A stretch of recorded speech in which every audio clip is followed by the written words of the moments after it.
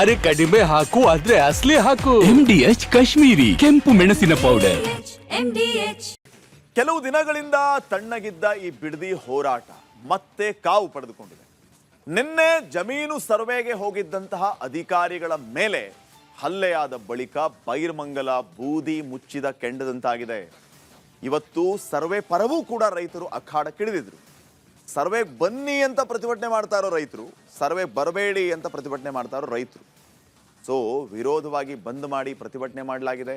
ಇವತ್ತು ಬಿಡದಿಯಲ್ಲಿ ಏನೇನು ಆಯಿತು, ಈಗ ವಿರೋಧ ಮಾಡ್ತಾ ಇರೋ ಉದ್ದೇಶ ಏನು ಅಂತಂದ್ರೆ, ರೈತರು ಯಾರು ಭೂಮಿ ಕೊಡೋದಕ್ಕೆ ಒಪ್ಕೊಂಡಿದಾರಲ್ಲ ಅವ್ರು ಬಂದು ನೀವು ಸರ್ವೆ ಮಾಡಿ, ನಮ್ದೇನು ತಕರಾರಿಲ್ಲ. ಆದರೆ ಯಾರು ಕೊಡೋದಕ್ಕೆ ಒಪ್ಕೊಂಡಿಲ್ಲ, ನಿಮ್ಮ ಭೂಮಿಯನ್ನ ಸರ್ವೆ ಮಾಡೋದಿಲ್ಲ ಅಂತ ಹಿಂಬರಹ ಬರೆದು ಕೊಡಿ ನಮಗೆ, ಇದನ್ನು ಮಾಡೋದಕ್ಕೆ ಯಾಕೆ ಆಗ್ತಾ ಇಲ್ಲ ಅನ್ನೋದು ರೈತರ ಪ್ರಶ್ನೆ ಆಗಿದೆ. ಬಿಡದಿಯಲ್ಲಿ ಇವತ್ತೇನೇನಾಗಿದೆ ಅನ್ನೋ ವರದಿಯನ್ನು ನೋಡ್ಕೊಂಬನ್ನಿ.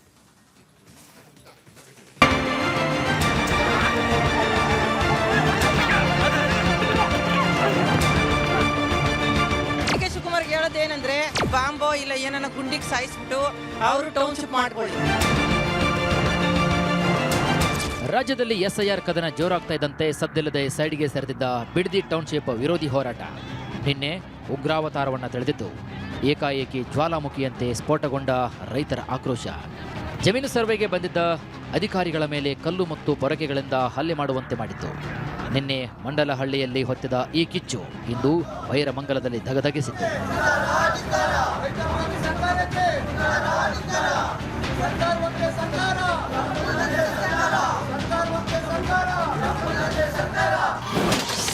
ಬಿಡದಿ ಜಮೀನು ಸರ್ವೆ ವಿಚಾರದಲ್ಲೂ ರೈತ ರಾಜಕೀಯ. ಭೂಮಿ ಸಮೀಕ್ಷೆಯ ಪರ, ವಿರೋಧವಾಗಿ ಪ್ರತಿಭಟನೆ. ಹೌದು, ಬಿಡದಿಯಲ್ಲಿ ಟೌನ್ಶಿಪ್ ಬೇಕೋ ಬೇಡವೋ ಅನ್ನೋ ವಿಚಾರ ಆಡಳಿತ ವಿರೋಧ ಪಕ್ಷಗಳು ಮಾತ್ರವಲ್ಲ, ಸ್ವತಃ ಬಿಡದಿಯ ರೈತರನ್ನು ಕೂಡ ಎರಡು ಗುಂಪುಗಳನ್ನಾಗಿ ಮಾಡಿದೆ. ನಿನ್ನೆ ಸರ್ವೆಗೆ ಬಂದ ಅಧಿಕಾರಿಗಳ ಮೇಲೆ ಹಲ್ಲೆ ಬಳಿಕ ಇಂದು ಬೈರಮಂಗಲದಲ್ಲಿ ಹೋರಾಟ ಮುಂದುವರೆದಿದ್ದು, ಮಹಿಳೆಯರು ವಿನೂತನವಾಗಿ ವನಕ್ಕೆ ಪ್ರತಿಭಟನೆ ಮಾಡಿದರು. ಟೌನ್ಶಿಪ್ಗಾಗಿ ಭೂಮಿ ನೀಡಲ್ಲ ಅಂತ ವನಕ್ಕೆ ಹಿಡಿದು ಮಹಿಳೆಯರು ಪ್ರತಿಭಟನೆಗೆ ಇಳಿದರೆ, ಮತ್ತೊಂದು ಕಡೆಗೆ ವಿಷದ ಬಾಟಲ್ ಅನ್ನು ಹಿಡಿದುಕೊಂಡು ರಾಜ್ಯ ಸರ್ಕಾರದ ವಿರುದ್ಧ ಪ್ರತಿಭಟನಾಕಾರರು ಆಕ್ರೋಶವನ್ನು ಹೊರಹಾಕಿದ್ರು. ಸರ್ವೆ ಮಾಡೋದಾದ್ರೆ ನಮ್ಮ ಸಮಾಧಿ ಮೇಲೆ ಮಾಡಲಿ ಅಂತ ಕಿಡಿಕಾರಿದ್ರು. ಇಲ್ಲ ನಮ್ಮ ಮೇಲೆ, ನಮ್ಮ ಶವದ ಮೇಲೆ ಅವ್ರು ನೋಡಿ ವಿಷಯದ ಮಕ್ಕಳು ಜೊತೆಲೇ ತಂದಿದ್ದೇವೆ, ಇಲ್ಲ ನಮ್ಮ ವಿಷಯ ಇದ್ರ ಮೇಲೆ ಅವ್ರು ಮಾಡಬೇಕು. ಜಯಂತಿ ಸುಮಾರು 450 ದಿನಗಳಾಯ್ತು ಹೋರಾಟ ಮಾಡಿಕೊಂಡಿರು. ಸರ್ಕಾರ ನಿಮ್ಮ ಬೇಡಿಕೆ, ನಿಮ್ಮ ಪ್ರತಿಭಟನೆ ಸ್ಪಂದಿಸಿಲ್ವಾ ಅಂತ? ಸ್ಪಂದಿಸಿದ್ರೆ ಯಾಕೆ ನಾವು ಈ ಬೀದಿ ಸರ್ಕಾರನೇ ಅಥವಾ ನಾಚಗೆಟ್ಟ ಸರ್ಕಾರ, ಅದು ಗೂಂಡಾಗಿರಿ ಸರ್ಕಾರ ಹೇಳ್ಬೇಕು ಅಂತ ಅಂದ್ರೆ, ಇದು ಸರ್ಕಾರದ ಹಿಂಗ ಭಿಕ್ಷೆ ಕೊಟ್ಟು ನಾವು ತಿಂತಾ ಇದಾರೆ. ಅವ್ರು ನಮ್ ನೋಡ್ತಾರೆ, ಅವ್ರ ಮನೆ ಅಭಿವೃದ್ಧಿ ಮಾಡ್ಕೋತಾರೆ. ಅಭಿವೃದ್ಧಿ ಮಾಡೋದು ಬೇಜಾನ್ ಕಡೆ ಐತೆ, ಇಲ್ಲಿ ಬಂದು ರೈತರ ಮೇಲೆ ಎದೆ ಮೇಲೆ ಹೊಡಿತಾರೆ. ನಾಚಿಕೆ ಆಗಲ್ವಾ ಸರ್ಕಾರಕ್ಕೆ? ಬಿಡದಿ ಟೌನ್ಶಿಪ್ ವಿರೋಧ ಮಾಡುತ್ತಿರುವಂತಹ ರೈತರು ಸಿಎಂ DK ಶಿವಕುಮಾರ್ ವಿರುದ್ಧ ಆಕ್ರೋಶವನ್ನು ಹೊರಹಾಕಿತು. ಮೊದಲು ಅವರ ತಂದೆ ಸಮಾಧಿ ಒಡೆದು ಹಾಕಲಿ ಅಂತ ಸವಾಲು ಹಾಕಿದ್ರು. ತಿಹಾರ್ ಜೈಲಿನಿಂದ ಬಂದು DKಶಿ ಸಮಾಧಿಗೆ ಪೂಜೆ ಮಾಡಲು ಬಿಡಲಿಲ್ಲವೆಂದು ಕಣ್ಣೀರು ಹಾಕಿದ್ರು. ಈಗ ನಮ್ಮ ತಂದೆ ತಾಯಿಯ ಸಮಾಧಿಗಳನ್ನ ಏನ್ ಮಾಡೋದು ಅಂತ ಪ್ರಶ್ನೆ ಮಾಡಿದ್ರು. ಇದೇ ಶಿವಕುಮಾರ್ ಅವರು ಜೈಲಿಂದ ಬಂದ್ರು, ಅದೇ ಯುಗಾದಿ ಹಬ್ಬದಲ್ಲಿ ಅವ್ರ ತಂದೆಗೆ ಪೂಜೆ ಮಾಡಕ್ ಬರಲಿಲ್ಲ ಅಂತ ಗುಳುಗುಳು ಅಂತ ಕಣ್ಣೀರು ಹಾಕೊಂಡ್ರು. ಇವತ್ತು ನಮ್ಮ ತಂದೆ ತಾತಿರ್ ಸಮಾಧಿ ಹೊಡೆದಾಕ್ಬೇಕಲ್ಲ, ಇವಾಗ JMC ಮಾಡ್ಬಿಟ್ಟು ನಮ್ಮ ಭೂಮಿಗೆ ಕೊಟ್ಬಿಡ್ಬೇಕಾ? ಪ್ರೆಸ್ಟೋ ಶಿವಕುಮಾರ್ ತಂದೆ ತಾಯಿದು ಇದು ಅವ್ರ ತಾತಿರ್ದಲ್ಲ ಐತಲ್ಲ ಸಮಾಧಿ, ಅದು ಹೊಡೆದಾಕ್ಬಿಟ್ಟು ಬಂದ್ಬಿಡ್ಲಿ. ಅವರೇ ನಿಂತ್ಕೊಂಡು ಶಿವಕುಮಾರೇ ಹೊಡೆದಾಕ್ಸ್ಲಿ, ನೋಡಪ್ಪ ನಾನು ಹೊಡೆದಾಕ್ಸ್ತಾ ಇದ್ದೀನಿ, ನಿನ್ನ ಮೇಲೆ ಇಲ್ಲಿ ಪೂಜೆ ಮಾಡಲ್ಲ ಅಂತ ಈ ರಾಜ್ಯದ ಮುಖ್ಯಮಂತ್ರಿ ಹೇಳಿ, ಆಮೇಲೆ ನಮ್ಮ ತಂದೆ ತಾಯಿ ಸಮಾಧಿನ ಹೊಡೆದಾಕೊಂಡು ಮಾಡ್ಕೊಳ್ಳಿಬೇಕಾರೆ. ಬಿಡದಿಯ ಬೈರಮಂಗಲದಲ್ಲಿ ಟೌನ್ಶಿಪ್ಗೆ ಭೂಮಿ ಕೊಟ್ಟವರು ಮತ್ತು ಭೂಮಿ ಬಿಡಲು ಸಿದ್ಧರಿಲ್ಲದವರು ನಡುವೆ ಇದೀಗ ಕದನ ಜೋರಾಗಿದೆ. ಸರ್ವೆ ವಿಚಾರದಲ್ಲಿ ಅನ್ನದಾತರು ವರ್ಸಸ್ ಅನ್ನದಾತರು ಅನ್ನೋ ಪರಿಸ್ಥಿತಿ ನಿರ್ಮಾಣವಾಗಿದೆ. ಒಂದ್ ಕಡೆಗೆ ಭೂಮಿ ಕೊಡಲ್ಲ ಅಂತ ರೈತರು ಹೋರಾಟವನ್ನು ಮಾಡಿದರೆ, ಮತ್ತೊಂದು ಕಡೆಗೆ 50 ಮೀಟರ್ ಅಂತರದಲ್ಲಿ ಭೂಮಿ ಕೊಟ್ಟವರು ರಸ್ತೆಯನ್ನು ತಡೆದು ಆಕ್ರೋಶವನ್ನು ಹೊರಹಾಕಿದ್ರು. ನಾವು ಸರ್ಕಾರಕ್ಕೆ ಭೂಮಿಯನ್ನು ಕೊಟ್ಟಿದ್ದೇವೆ, ನಮ್ಮ ಭೂಮಿಯಲ್ಲಿ ಅಧಿಕಾರಿಗಳು ಸರ್ವೆಯನ್ನು ಮಾಡ್ತಿದ್ರು. ಅಧಿಕಾರಿಗಳ ಮೇಲೆ ಕೆಲವೊಂದಿಷ್ಟು ರೈತರು ಹಲ್ಲೆಯನ್ನು ಮಾಡಿದ್ದಾರೆ. ಹಲ್ಲೆ ಮಾಡಿದವರ ಮೇಲೆ ಕ್ರಮಕ್ಕೆ ಮುಂದಾಗಬೇಕೆಂದು ರಸ್ತೆ ತಡೆದು ಆಕ್ರೋಶವನ್ನು ಹೊರಹಾಕಿದ್ರು. ಪರವಾಗಿರ್ತಕ್ಕಂಥ ರೈತರದೇ ಅಲ್ಲಿ ಸರ್ವೆ ಮಾಡಕ್ ಹೋಗಿರೋದು. ಪರವಾಗಿರ್ತಕ್ಕಂಥ ಸರ್ವೆ ಮಾಡಕ್ ಹೋಗಿದ್ದಾಗ ಯಾರೋ ದೂರದವರು ಎಲ್ಲ ಹೊರಗಡೆಯಿಂದ ಮೈಸೂರು ಕಡೆಯಿಂದ ಬಂದಿರಂತೆ, ಯಾರ್ಯಾರು ಮಾಡಿದ್ರೆ ಗೊತ್ತಿಲ್ಲ ದೌರ್ಜನ್ಯನ, ಅದನ್ನ ನಾವು ಖಂಡಿಸ್ತೀವಿ. ನೀವು ಯಾರೆಲ್ಲ ನಿನ್ನೆ ಹಲ್ಲೆ ಮಾಡಿದ್ರೆ ಅವ್ರದ್ದು ಕ್ರಮಕ್ಕೆ ಮುಂದಾಗಿ ಅಂತ ಒತ್ತಾಯ ಮಾಡ್ತಿರ್ತಾವಾಗ ಕ್ರಮ ಅದು ಪೊಲೀಸ್ನವರು ಅವ್ರು ರಕ್ಷಣೆ ಕೊಡಬೇಕು, ಅಧಿಕಾರಿಗಳು ರಕ್ಷಣೆ ಕೊಡಬೇಕು. ಪೊಲೀಸ್ನವರು ಅಧಿಕಾರಿಗಳು ರಕ್ಷಣೆ ಕೊಡಲ್ಲ ಅಂತಂದ್ರೆ ಇನ್ನು ಯಾವ ರೀತಿಯಲ್ಲಿ ಈಗ ಹೋರಾಟ ಮಾಡ್ತಾ ಇರೋರು ವಿರುದ್ಧವಾಗಿ ಹೋರಾಟ ಮಾಡ್ತಾ ಇರೋರು ಹೇಳ್ತಾರೆ, ನಾವು ಅವ್ರಿಗೆ ಕಾನೂನು ಪ್ರಕಾರ ಅದೇ ಅವ್ರು ಹೋರಾಟ ಮಾಡಲಿ, ಅವ್ರ ಜಮೀನು ಅವ್ರಿಗೆ ತೊಂದರೆ ಇಲ್ಲ, ಅವ್ರ ಜಮೀನಿಗೆ ಹೋದಾಗ ಅವ್ರ ಅಬ್ಜೆಕ್ಷನ್. ದಿನ ಕಳೆದಂತೆ ಬಿಡದಿ ಟೌನ್ಶಿಪ್ ಹೋರಾಟ ರೈತರ ನಡುವೆ ಕಂದಕ ಸೃಷ್ಟಿಯನ್ನು ಮಾಡ್ತಾ ಇದೆ. ಇಂದು ಒಂದೇ ಜಾಗದಲ್ಲಿ ಸರ್ವೆಯ ಪರ ಮತ್ತು ವಿರೋಧ ಹೋರಾಟ ಕೂಡ ನಡೀತಾ ಇದ್ದಾವೆ. ಈ ನಡುವೆ ನಿನ್ನೆ ಅಧಿಕಾರಿಗಳ ಮೇಲೆ ಹಲ್ಲೆ ಮಾಡಿದವರ ವಿರುದ್ಧ ಎಫ್ಐಆರ್ ದಾಖಲಾಗಿದ್ದು, ಜಿಲ್ಲಾಡಳಿತ ಮತ್ತು ಪೊಲೀಸರ ವಿರುದ್ಧವೂ ಪ್ರತಿಭಟನಾ ನಿರತ ರೈತರು ಕೆಂಗಣ್ಣು ಬಿಡುವಂತೆ ಮಾಡಿದೆ.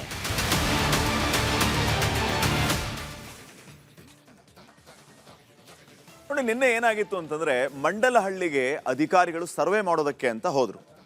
ಈ ಸಂದರ್ಭದಲ್ಲಿ ರೈತರು ವಿರೋಧವನ್ನ ವ್ಯಕ್ತಪಡಿಸಿದ್ರು, ಸರ್ವೆ ಮಾಡುವಂತಿಲ್ಲ ಅಂತ ಹೇಳಿ. ಯಾವ ಕಾರಣಕ್ಕೆ ವಿರೋಧ ವ್ಯಕ್ತಪಡಿಸಿದ್ರು ಅಂತಂದ್ರೆ, ಯಾವ ರೈತ ಭೂಮಿ ಕೊಡೋದಕ್ಕೆ ಒಪ್ಕೊಂಡಿದಾರೋ ನೀವು ಅಲ್ಲಿ ಹೋಗಿ ಸರ್ವೆ ಮಾಡಿ, ನಮ್ಮ ಯಾವುದೇ ರೀತಿಯ ತಕರಾರಿಲ್ಲ. ಆದರೆ ಯಾರು ಭೂಮಿ ಕೊಡೋದಕ್ಕೆ ಒಪ್ಕೊಂಡಿಲ್ವೋ ಅಂತವರ ಭೂಮಿಯನ್ನ ನಾವು ಯಾವುದೇ ಕಾರಣಕ್ಕೂ ಸರ್ವೆ ಮಾಡೋದಿಲ್ಲ ಅಂತ ಹೇಳಿ ಒಂದು ಹಿಂಬರಹವನ್ನ ಬರೆದು ಕೊಡಿ ಅಂತ ಅಧಿಕಾರಿಗಳ ಜೊತೆಗೆ ಮಾತಾಡುವಂತ ಸಂದರ್ಭದಲ್ಲಿಯೇ ಇವ್ರ ಪಾಡಿಗೆ ಇವರು ಹೋಗಿ ಅಲ್ಲಿ ಸರ್ವೆಯನ್ನ ಮಾಡೋದಕ್ಕೆ ಮುಂದಾದ್ರು. ಇದು ರೈತರನ್ನ ಕೆರಳಿಸ್ತು. ಅವಾಗ ಏನ್ ಮಾಡಿದ್ರು, ಪೊರಕೆ ತಗೊಂಡು ಅಧಿಕಾರಿಗಳ ಮೇಲೆ ಹಲ್ಲೆ ಮಾಡೋದಕ್ಕೆ ಮುಂದಾದ್ರು. ಈಗ ಇದು ರಾಜಕೀಯವನ್ನ ತಿರುಗಿ ನೋಡುವಂತೆ ಮಾಡಿದೆ, ರಾಜಕೀಯ ಎಂಟ್ರಿ ಆಗಿದೆ ಅನ್ನುವಂತಹ ಚರ್ಚೆಗಳು ಆಗ್ತಾ ಇದೆ. ಹೆಂಗೆ ಅಂತಂದ್ರೆ, ಈ ಪ್ರಹಸನದ ಹಿಂದೆ ಕುಮಾರಸ್ವಾಮಿ ಅವರು ಮಾಸ್ಟರ್ ಮೈಂಡ್ ಇದೆ ಅಂತ ಹೇಳಿ ಕಾಂಗ್ರೆಸ್ ಆರೋಪ ಮಾಡ್ತಾ ಇದೆ. ಈ ಆರೋಪ ಪ್ರತ್ಯಾರೋಪಗಳ ಮಧ್ಯೆ ಈಗ ಅಖಾಡಕ್ಕೆ ದೊಡ್ಡ ಗೌಡರ ಎಂಟ್ರಿ ಕೂಡ ಆಗಿದೆ. ದೊಡ್ಡ ಗೌಡರು ಏನ್ ಡೆಡ್ ಲೈನ್ ಕೊಟ್ಟಿದ್ದಾರೆ ಸರ್ಕಾರಕ್ಕೆ, ಏನ್ ಮಾತಾಡಿದ್ದಾರೆ ನೋಡ್ಕೊಂಡ್ ಬನ್ನಿ ವರದಿಯಲ್ಲಿ.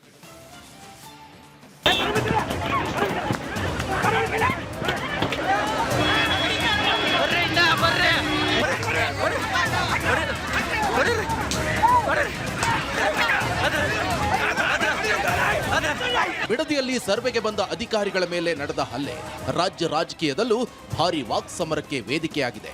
ಒಂದು ಕಡೆ ಬಿಡದಿ ಟೌನ್ಶಿಪ್ ವಿರೋಧಿ ಹೋರಾಟ ರಾಜ್ಯ ಸರ್ಕಾರ ವರ್ಸಸ್ ರೈತರ ಕದನವಾಗಿ ಕಂಡ್ರು. ಇದು ನೇರ ಕುಮಾರಸ್ವಾಮಿ ಮತ್ತು ಡಿಕೆ ಶಿವಕುಮಾರ್ ನಡುವಿನ ಜಿದ್ದಿನ ಕಾಳಗವಾಗಿ ಮಾರ್ಪಟ್ಟಿದೆ. ಅದರಲ್ಲೂ ನಿನ್ನೆ ಅಧಿಕಾರಿಗಳ ಮೇಲಿನ ಹಲ್ಲೆ ಕುಮಾರಸ್ವಾಮಿ ಕೃಪಾಪೋಷಿತ ನಾಟಕ ಮಂಡಳಿಯ ಪಿತೂರಿ ಅಂತ ಕಾಂಗ್ರೆಸ್ ಆರೋಪಿಸುತ್ತಿದೆ.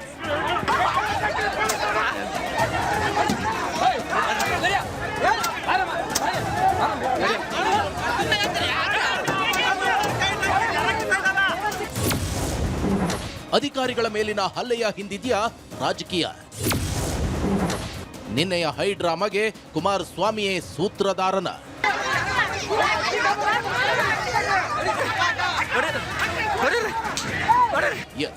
ನಿನ್ನೆ ಬಿಡದಿಯ ಮಂಡಲಹಳ್ಳಿಯಲ್ಲಿ ನಡೆದ ಗಲಾಟೆ ಗದ್ದಲ ಹೈ ಡ್ರಾಮಾಗಳೆಲ್ಲ ಕುಮಾರಸ್ವಾಮಿಯ ಮಾಸ್ಟರ್ ಮೈಂಡ್ ಅಂತೆ. ಪೊಲೀಸ್ ಇನ್ಸ್ಪೆಕ್ಟರ್ ಸೇರಿದಂತೆ ಅಧಿಕಾರಿಗಳ ಮೇಲೆ ಬಿದ್ದ ಕಲ್ಲೇಟು ಮತ್ತು ಪೊರಕೆ ಏಟಿಗೆ ಕುಮಾರಸ್ವಾಮಿಯವರ ಚಿತಾವಣೆಯೇ ಕಾರಣವಂತೆ. ಹೀಗೆ ಕೇಂದ್ರ ಸಚಿವರ ವಿರುದ್ಧ ಸಾಲು ಸಾಲಾಗಿ ಆರೋಪಿಸಿದ್ದು ಒಂದು ಕಾಲದ ಕುಮಾರಸ್ವಾಮಿ ಅವರ ಆಪ್ತ ಹಾಲಿ ಮಾಗಡಿಯ ಶಾಸಕರಾದ HC ಬಾಲಕೃಷ್ಣ ಅವರು. ಈ ಗಲಾಟೆ ಮಾಡಿರ್ತಕ್ಕಂಥವ್ರು ಈ ಸರ್ವೆಗೂ ಸಂಬಂಧ ಇಲ್ಲದೆ ಇರ್ತಕ್ಕಂಥವ್ರು. ಅವರು ಬೇಕು ಅಂತೇಳಿ ಕುಮಾರಸ್ವಾಮಿ ಅವರು ನೀವು ಗಲಾಟೆ ಮಾಡಿ ಪೊರ್ಕೆಲ್ ಹೊಡಿರಿ, ಚಪ್ಪಲಿಲಿ ಹೊಡಿರಿ, ಅದು ಮೀಡಿಯಾದಲ್ಲಿ ಬರಲಿ, ಮೀಡಿಯಾದಲ್ಲಿ ಬಂದಾಗ ನನಗೆ ಅನುಕೂಲ ಆಯ್ತದೆ ಮಾತಾಡೋಕ್ಕೆ ಅಂತೇಳಿ ಕುಮಾರಸ್ವಾಮಿ ಅವರು ಕೃಪಾಪೋಷಿತ ನಾಟಕ ಮಂಡಳಿಯಿಂದ ಆಗಿರ್ತಕ್ಕಂಥ ಗಲಾಟೆ ಇದು. ನೀವು ನಿಮ್ಮ ಜಾಗಕ್ಕೆ ಬಂದಾಗ ಗಲಾಟೆ ಮಾಡಬೇಕು. ಯಾರ್ದೋ ಜಾಗದಲ್ಲಿ ಹೋಗಿ JMC ಮಾಡ್ಬೇಕಾದ್ರೆ ನೀವು ಗಲಾಟೆ ಮಾಡಿದ್ರೆ ಇದು ಅರ್ಥ ಏನು? ಇದಾದ 1 ಗಂಟೆಗೆ ಬಂದು ಕುಮಾರಸ್ವಾಮಿ ಅವರು ಸೋಷಿಯಲ್ ಮೀಡಿಯಾದಲ್ಲಿ ಬಂದು ಎಚ್ಚರಿಕೆ ಕೊಡ್ತಾರೆ, ನಾನು ಮುಂದೆ ಈ ಅಧಿಕಾರ ಚುಕ್ಕಾಣಿ ಹಿಡಿತೀನಿ, ನಿಮ್ಮ ಪೊಲೀಸ್ನವ್ರನ್ನೆಲ್ಲಾನು ಗಲ್ಗಾಕ್ಸ್ಬಿಡ್ತೀನಿ ಅಂತ ಮಾತಾಡ್ತಾರಲ್ಲ. ಒಬ್ಬ ನುರಿತ ರಾಜಕಾರಣಿಯಾಗಿ, ಒಬ್ಬ ಪ್ರಜ್ಞಾವಂತ ಪ್ರಜೆಯಾಗಿ ಮಾತಾಡ್ತಕ್ಕಂಥ ರೀತಿ ನೀತಿಗಳವು. ಬೆಳಿಗ್ಗೆ ರಿಪಬ್ಲಿಕ್ ಕನ್ನಡದ ಜೊತೆ ಮಾತನಾಡಿದ ಮಾಗಡಿ ಶಾಸಕರು ನಿನ್ನೆಯ ಗಲಾಟೆ ಕುಮಾರಸ್ವಾಮಿ ಪೋಷಿತ ನಾಟಕ ಮಂಡಳಿಯ ಕೃತ್ಯ ಅಂತ ಹೇಳ್ತಿದ್ದಂತೆ ಕಾಂಗ್ರೆಸ್ ನಾಯಕರು ಸಾಲಾಗಿ ಕೇಂದ್ರ ಸಚಿವರ ವಿರುದ್ಧ ಆರೋಪಗಳ ಸುರಿಮಳೆ ಸುರಿಸಿದ್ರು. ಬಿಡದಿಯಲ್ಲಿ ನಡೀತಾ ಇದೆ, ಅದು ರಾಜಕೀಯ ಪ್ರೇರಿತವಾದಂಥದ್ದು. ಇವತ್ತು ತಮಗೆಲ್ಲ ಗೊತ್ತಿದೆ ಇದರಿಂದ ಯಾರ ಕೈವಾಡ ಇದೆ ಅನ್ನುವಂಥದ್ದು. ಇವತ್ತು ಸರ್ಕಾರ ಅಭಿವೃದ್ಧಿ ಮಾಡಬೇಕು ಅನ್ನುವಂಥ ಒಂದು ವಿಚಾರದಲ್ಲಿ ಕೆಲವೊಂದು ಕ್ರಮಗಳನ್ನು ತೆಗೆದುಕೊಂಡಿದೆ.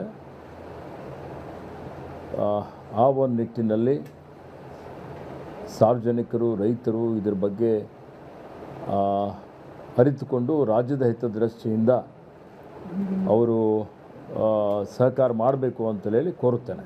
ಸನ್ನಿವೇಶ ಸೃಷ್ಟಿ ಮಾಡಿರೋಂಥದ್ದು ನಿಮಗೆಲ್ಲ ಗೊತ್ತಿದ್ದಂತೆ JDS ಪಕ್ಷದ ನಾಯಕರಾದಂಥ ಕುಮಾರಸ್ವಾಮಿ ಅವರು ಅವರೇ ಮಾಡಿದಂಥ ಪಾಪದ ಕೂಸನ್ನು ವಿರೋಧ ಪಕ್ಷದ ಹೊಣೆನ ಹೊತ್ತು ಅವರ ವಿರೋಧದ ನಿರ್ವಹಣಾ ವ್ಯವಸ್ಥೆಯನ್ನು ಮಾಡೋದು ಬಿಟ್ಟು ಇವತ್ತು ರಾಜಕೀಯದ ಉದ್ದೇಶದಲ್ಲಿ DK ಶಿವಕುಮಾರ್ ಸಾಹೇಬರು ಮುಖ್ಯಮಂತ್ರಿ ಆಗಿದ್ದಾರೆ ಅನ್ನೋದನ್ನು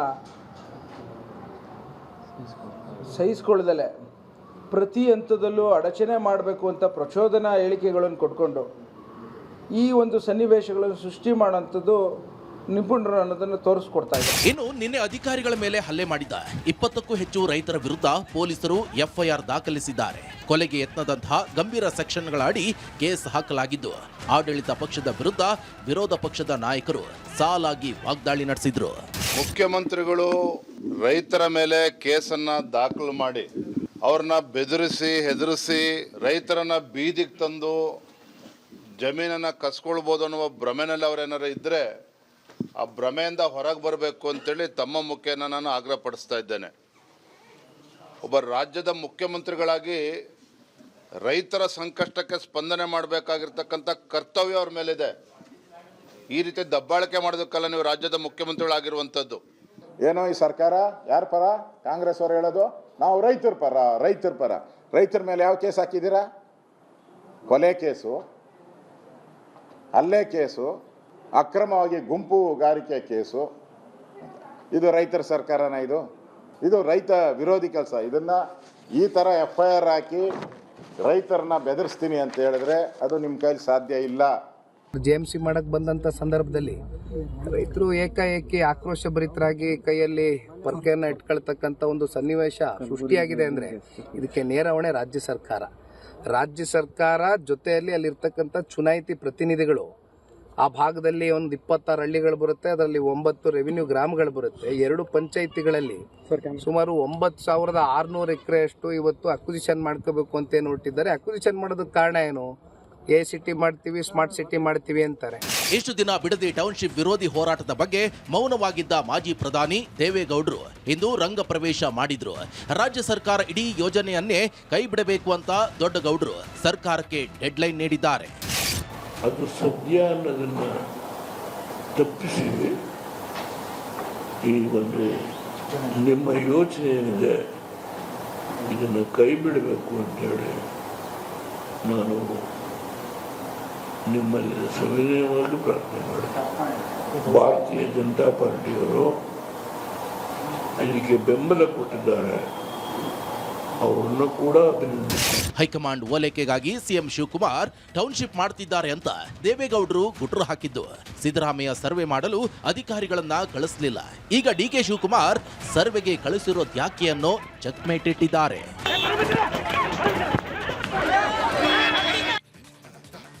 ಸದ್ಯಕ್ಕಿನ ಬೆಳವಣಿಗೆ ರಾಜಕೀಯವಾಗಿ ಯಾವ ರೀತಿ ತಿರುವನ್ನ ಪಡೆದುಕೊಂಡಿದೆ, ಅಲ್ಲಿನ ರೈತರು ಮಾತಾಡೋದೇನು, ರಾಜಕಾರಣ ಹೇಗೆ ಆಗ್ತಾ ಇದೆ, ಎಲ್ಲ ವಿಚಾರಗಳ ಬಗ್ಗೆ ಒಂದು ಕ್ವಿಕ್ ಆಗಿ ನೋಡ್ಕೊಂಡ್ ಬರೋಣ. ಒಂದು ರೀತಿ ಕುಮಾರದ್ವಯ ಕದನಕ್ಕೆ ಕಾರಣ ಆಗ್ತಾ ಇದೆ ಈ ಬಿಡದಿಯ ಭೂಮಿಯ ವಿಚಾರ. DK ಶಿವಕುಮಾರ್, ಕುಮಾರಸ್ವಾಮಿ, ಬಿಡದಿ ಟೌನ್ಶಿಪ್ ಕದನ ಪ್ರತಿಷ್ಠೆಯ ಕಣ ಆಗಿದೆ ಅನ್ನುವಂಥ ವಿಚಾರ ಈಗ ಆ ಭಾಗದ ಎಲ್ಲಾ ರೈತರು ಮಾತಾಡ್ಕೊಳ್ತಾ ಇರೋದು. ಹೇಗೆ ಸಿಎಂ DK ಶಿವಕುಮಾರ್ ವರ್ಸಸ್ ದಳಪತಿಗಳ ದಂಗಲ್ಗೆ ಈ ಬಿಡದಿ ಟೌನ್ಶಿಪ್ನ ವಿಚಾರ ಕಾರಣ ಆಗ್ತಾ ಇದೆಯಾ? ಕುಮಾರಸ್ವಾಮಿ ಅವರ ವಿರುದ್ಧ ಕಾಂಗ್ರೆಸ್ ನೇರ ಆರೋಪವನ್ನ ಮಾಡ್ತಾ ಇದೆ. ಅಧಿಕಾರಿಗಳಿಗೆ ಪೊರಕೆ ತೋರಿಸಿದರೆ ಹಿಂದೆ ಇರೋದು ಯಾರು? ಹಾಗಿದ್ರೆ ಕಾಂಗ್ರೆಸ್ ಹೇಳ್ತಾ ಇರೋದೇನು? ಕುಮಾರಸ್ವಾಮಿ ಅವರ ವಿರುದ್ಧ ನೇರ ಆರೋಪವನ್ನ ಮಾಡಿದ್ದು ಮಾಗಡಿ ಶಾಸಕ ಬಾಲಕೃಷ್ಣ ಅವರು. ನಿನ್ನೆ ರೈತರು ಪೊರಕೆ ತೋರಿಸಿದರಲ್ಲ ಅಧಿಕಾರಿಗಳಿಗೆ, ಆ ರೀತಿ ಪೊರಕೆ ತೋರಿಸಿದ್ದವರ ಹಿಂದೆ ಇದೇ ಕುಮಾರಸ್ವಾಮಿ ಅವರಿದ್ದಾರೆ. ಇವು ಎಲ್ಲ ನಾಟಕ ಅನ್ನೋ ದಾಟಿಯಲ್ಲಿ ಬಾಲಕೃಷ್ಣ ಅವರು ಮಾತಾಡಿದರು. ಇನ್ನು ಇದಕ್ಕೆ ಕೌಂಟರ್ ಕೊಟ್ಟಿದ್ದು ಕುಮಾರಸ್ವಾಮಿ ಅವರು. ಯಾವ ರೀತಿ? ಕಾಂಗ್ರೆಸ್ನವರ ಸಂಚು ಇದು. ಕಾಂಗ್ರೆಸ್ನವರ ಸಂಚಿಗೆ ಯಾವುದೇ ಕಾರಣಕ್ಕೂ ಒಳಗಾಗಬೇಡಿ, ಸಂಯಮದಿಂದ ವರ್ತಿಸಿ ಜಾಗೃತರಾಗಿರಿ ಅಂತ ಕುಮಾರಸ್ವಾಮಿ ಅವರು ಅಲ್ಲಿನ ರೈತರಿಗೆ ಹೇಳಿದ್ದಾರೆ. ನಿಮ್ಮನ್ನ ಪ್ರವೋಕ್ ಮಾಡ್ತಾರೆ ಅವರು, ಆ ಸಂಚಿನಲ್ಲಿ ನಿಮ್ಮನ್ನ ಸಿಕ್ಕಾಕಿಸ್ತಾರೆ, ಅರೆಸ್ಟ್ ಮಾಡಿಸ್ತಾರೆ. ಇಂಥ ಯಾವ ರೀತಿಯ ಸಂಚಿಗೂ ಕೂಡ ನೀವು ಬಲಿಯಾಗಬೇಡಿ ಅಂತ ಕುಮಾರಸ್ವಾಮಿ ಅವರು ಅಲ್ಲಿನ ರೈತರಿಗೆ ಹೇಳ್ತಾ ಇದ್ದಾರೆ. ಟೌನ್ಶಿಪ್ ಮಾಡಲೇಬೇಕು ಅನ್ನುವಂಥ ಹಠಕ್ಕೆ ಬಿದ್ದರೆ ಹಾಗಿದ್ರೆ ಸಿಎಂ DK ಶಿವಕುಮಾರ್ ಅವರು ಹಠಕ್ಕೆ ಬಿದ್ದಿದ್ದಾರೆ ಅಂತಂದ್ರೆ ಯಾವ ಕಾರಣ? ಅದರ ಹಿಂದೆ ಇರುವಂಥ ಉದ್ದೇಶ ಏನು? ಕುಮಾರಸ್ವಾಮಿ ದೇವೇಗೌಡರ ಹೆಸರಿಡ್ತೀವಿ ಅಂತ ಈ ಕಡೆ ಶಾಸಕ ಬಾಲಕೃಷ್ಣ ಅವರು ವ್ಯಂಗ್ಯವಾಡಿದ್ರಲ್ಲ. ಟೌನ್ಶಿಪ್ ಶುರು ಮಾಡಿದ್ದವರೇ ರೀ. ಟೌನ್ಶಿಪ್ ಮುಗೀತು ಅಂತಂದ್ರೆ ದೇವೇಗೌಡರು ಕುಮಾರಸ್ವಾಮಿ ಅವರ ಹೆಸರನ್ನೇ ಈ ಒಂದು ಪ್ರಾಜೆಕ್ಟ್ಗೆ ಇಡ್ತೀವಿ ನಾವು ಅಂತ ಬಾಲಕೃಷ್ಣ ಅವರು ವ್ಯಂಗ್ಯವಾಡ್ತಾ ಇದ್ರು. ಅರ್ಥ ಏನು? ಇದನ್ನ ಶುರು ಮಾಡಿದ್ ನೀವು, ಈಗ ರೈತರ ಮುಂದೆ ಈ ರೀತಿ ಆಟ ಆಡ್ತಾ ಇದ್ದೀರಾ ಅಂತ ನೇರವಾಗಿ ಪ್ರಶ್ನೆ ಮಾಡ್ತಾ ಇದ್ದಾರೆ ಬಾಲಕೃಷ್ಣ. ಇನ್ನ ಈ ಎಲ್ಲಾ ಬೆಳವಣಿಗೆ ಮಧ್ಯೆ ದೊಡ್ಡಗೌಡರ ಎಂಟ್ರಿ ಆಗಿದೆ.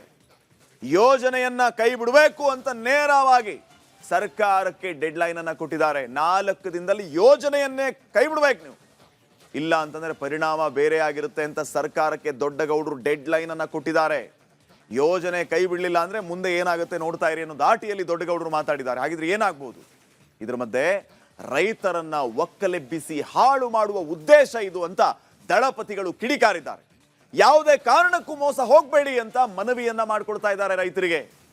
ಬಿಡದಿಯ ಭೂ ವಿಚಾರ ಒಂದು ರೀತಿ JDS ವರ್ಸಸ್ ಕಾಂಗ್ರೆಸ್ ಪರಿಸ್ಥಿತಿಗೆ ಕಾರಣ ಆಗ್ಬಿಡ್ತಾ. ಹಾಗಿದ್ರೆ ಹಳ್ಳಿಗಳಲ್ಲಿ ದಳ ಕಾಂಗ್ರೆಸ್ ಅನ್ನುವಂಥ ಪರಿಸ್ಥಿತಿ ನಿರ್ಮಾಣ ಆಯ್ತಾ? ಹಳ್ಳಿಗಳಲ್ಲೂ ಹೋರಾಟ ರಾಜಕಾರಣಕ್ಕೆ ತಿರುಗ್ತಿದೆಯಾ ಅನ್ನುವಂಥ ಪ್ರಶ್ನೆ ಮೂಡ್ತಾ ಇದೆ. ರೈತರ ನೈಜ ಹೋರಾಟ ಇದೆ ಇಲ್ಲಿ. ರೈತರ ನೈಜ ಹೋರಾಟಕ್ಕೆ ರಾಜಕೀಯ ಬಣ್ಣವನ್ನ ಬಳಿತಾ ಇರೋದು ಯಾರು? ಬಳಿತಾ ಇದ್ದಾರೆ ಅಂತಂದ್ರೆ ಅದು ಯಾಕೆ? ಪ್ರತಿಷ್ಠೆಯಾಗಿ ತೆಗೆದುಕೊಂಡಿದ್ರೆ ಯಾರೋ ಆಗ್ಲಿ, ಕುಮಾರಸ್ವಾಮಿ ಆಗ್ಲಿ ಅಥವಾ DK ಶಿವಕುಮಾರ್ ಆಗ್ಲಿ, ಇದನ್ನ ಪ್ರತಿಷ್ಠೆಯಾಗಿ ತೆಗೆದುಕೊಂಡಿದ್ರೆ ಇವರು ಉದ್ದೇಶ ಏನು? ಯಾವ ಕಾರಣಕ್ಕಾಗಿ ಇದನ್ನ ಪ್ರತಿಷ್ಠೆಯಾಗಿ ತೆಗೆದುಕೊಂಡಿದ್ದಾರೆ? ಇದು ಕೂಡ ಗೊತ್ತಾಗ್ಬೇಕಲ್ವಾ ಅನ್ನೋದು ಜನರ ಪ್ರಶ್ನೆ. ಸೊ ಅಂತಿಮವಾಗಿ ರಾಜಕಾರಣ ಬೇಡ ರೀ, ರೈತರಿಗೆ ಒಳ್ಳೇದಾದ್ರೆ ಸಾಕು ಅನ್ನೋದು ಜನರ ಆಗ್ರಹ ಆಗಿದೆ. ನೋಡೋಣ ಇದು ಮುಂದೆ ಎಲ್ಲಿ ಹೋಗಿ ನಿಲ್ಲುತ್ತೆ ಅಂತ ಹೇಳಿ. ಈಗ ಒಂದು ಬ್ರೇಕಿಂಗ್ ಅಪ್ಡೇಟ್ ಬರ್ತಾ ಇದೆ. ಏನದು ಬ್ರೇಕಿಂಗ್ ನ್ಯೂಸ್ ನೋಡೋಣ. ಬಿಡದಿ ಟೌನ್ಶಿಪ್ ಯೋಜನೆ ಕೈ ಬಿಡೋ ಪ್ರಶ್ನೆನೇ ಇಲ್ಲ. ನೋಡಿ, ಈಗಷ್ಟೇ ಮಾತಾಡ್ತಾ ಇದ್ವಿ. CM DK ಶಿವಕುಮಾರ್ ಅವರು ಈಗ ಇದಕ್ಕೆ ರಿಯಾಕ್ಟ್ ಮಾಡಿದ್ದಾರೆ. ಬಿಡದಿ ಯೋಜನೆ ಕೈ ಬಿಡುವ ಪ್ರಶ್ನೆನೇ ಇಲ್ಲ, ನಾನೇ ಮನಸ್ಸು ಮಾಡಿದ್ರು ಹಿಂದೆ ಸರಿಯೋದಾಗಲ್ಲ, ಕಾನೂನು ಮೀರಿ ನಾನು ಏನೂ ಕೂಡ ಮಾಡೋದಕ್ಕಾಗಲ್ಲ ಅಂತ ಬೆಂಗಳೂರಿನಲ್ಲಿ CM DK ಶಿವಕುಮಾರ್ ಅವರು ಹೇಳಿಕೆ ಕೊಟ್ಟಿದ್ದಾರೆ. ಒಂದು ಪಕ್ಷ ನಾನೇ ಮನಸ್ಸು ಮಾಡಿದ್ರು ಕೂಡ ಹಿಂದೆ ಸರಿಯಕ್ ಆಗಲ್ಲ ಅಂತ DK ಶಿವಕುಮಾರ್ ಅವರು ಹೇಳ್ತಾ ಇದ್ದಾರೆ. ಯೋಜನೆ ಕೈ ಬಿಡಲ್ಲ ಅಂತ ಹೇಳಿದ್ದಾರೆ. We respect the sentiment of the farmers. They have their doubt, but JDS and BJP is politicalizing issue. Let they do. We respect the law. We are not in a hurry. We don't want to disrespect the farmers. But the law doesn't permit me to drop the proceedings. That is the law. We respect the law. Anyway, we will take care of the farmers. We respect the sentiment of the farmers. They have their doubt, but JDS and BJP is politicalizing issue. Let they do. We respect the law. We are not in a hurry. We don't want to disrespect the farmers.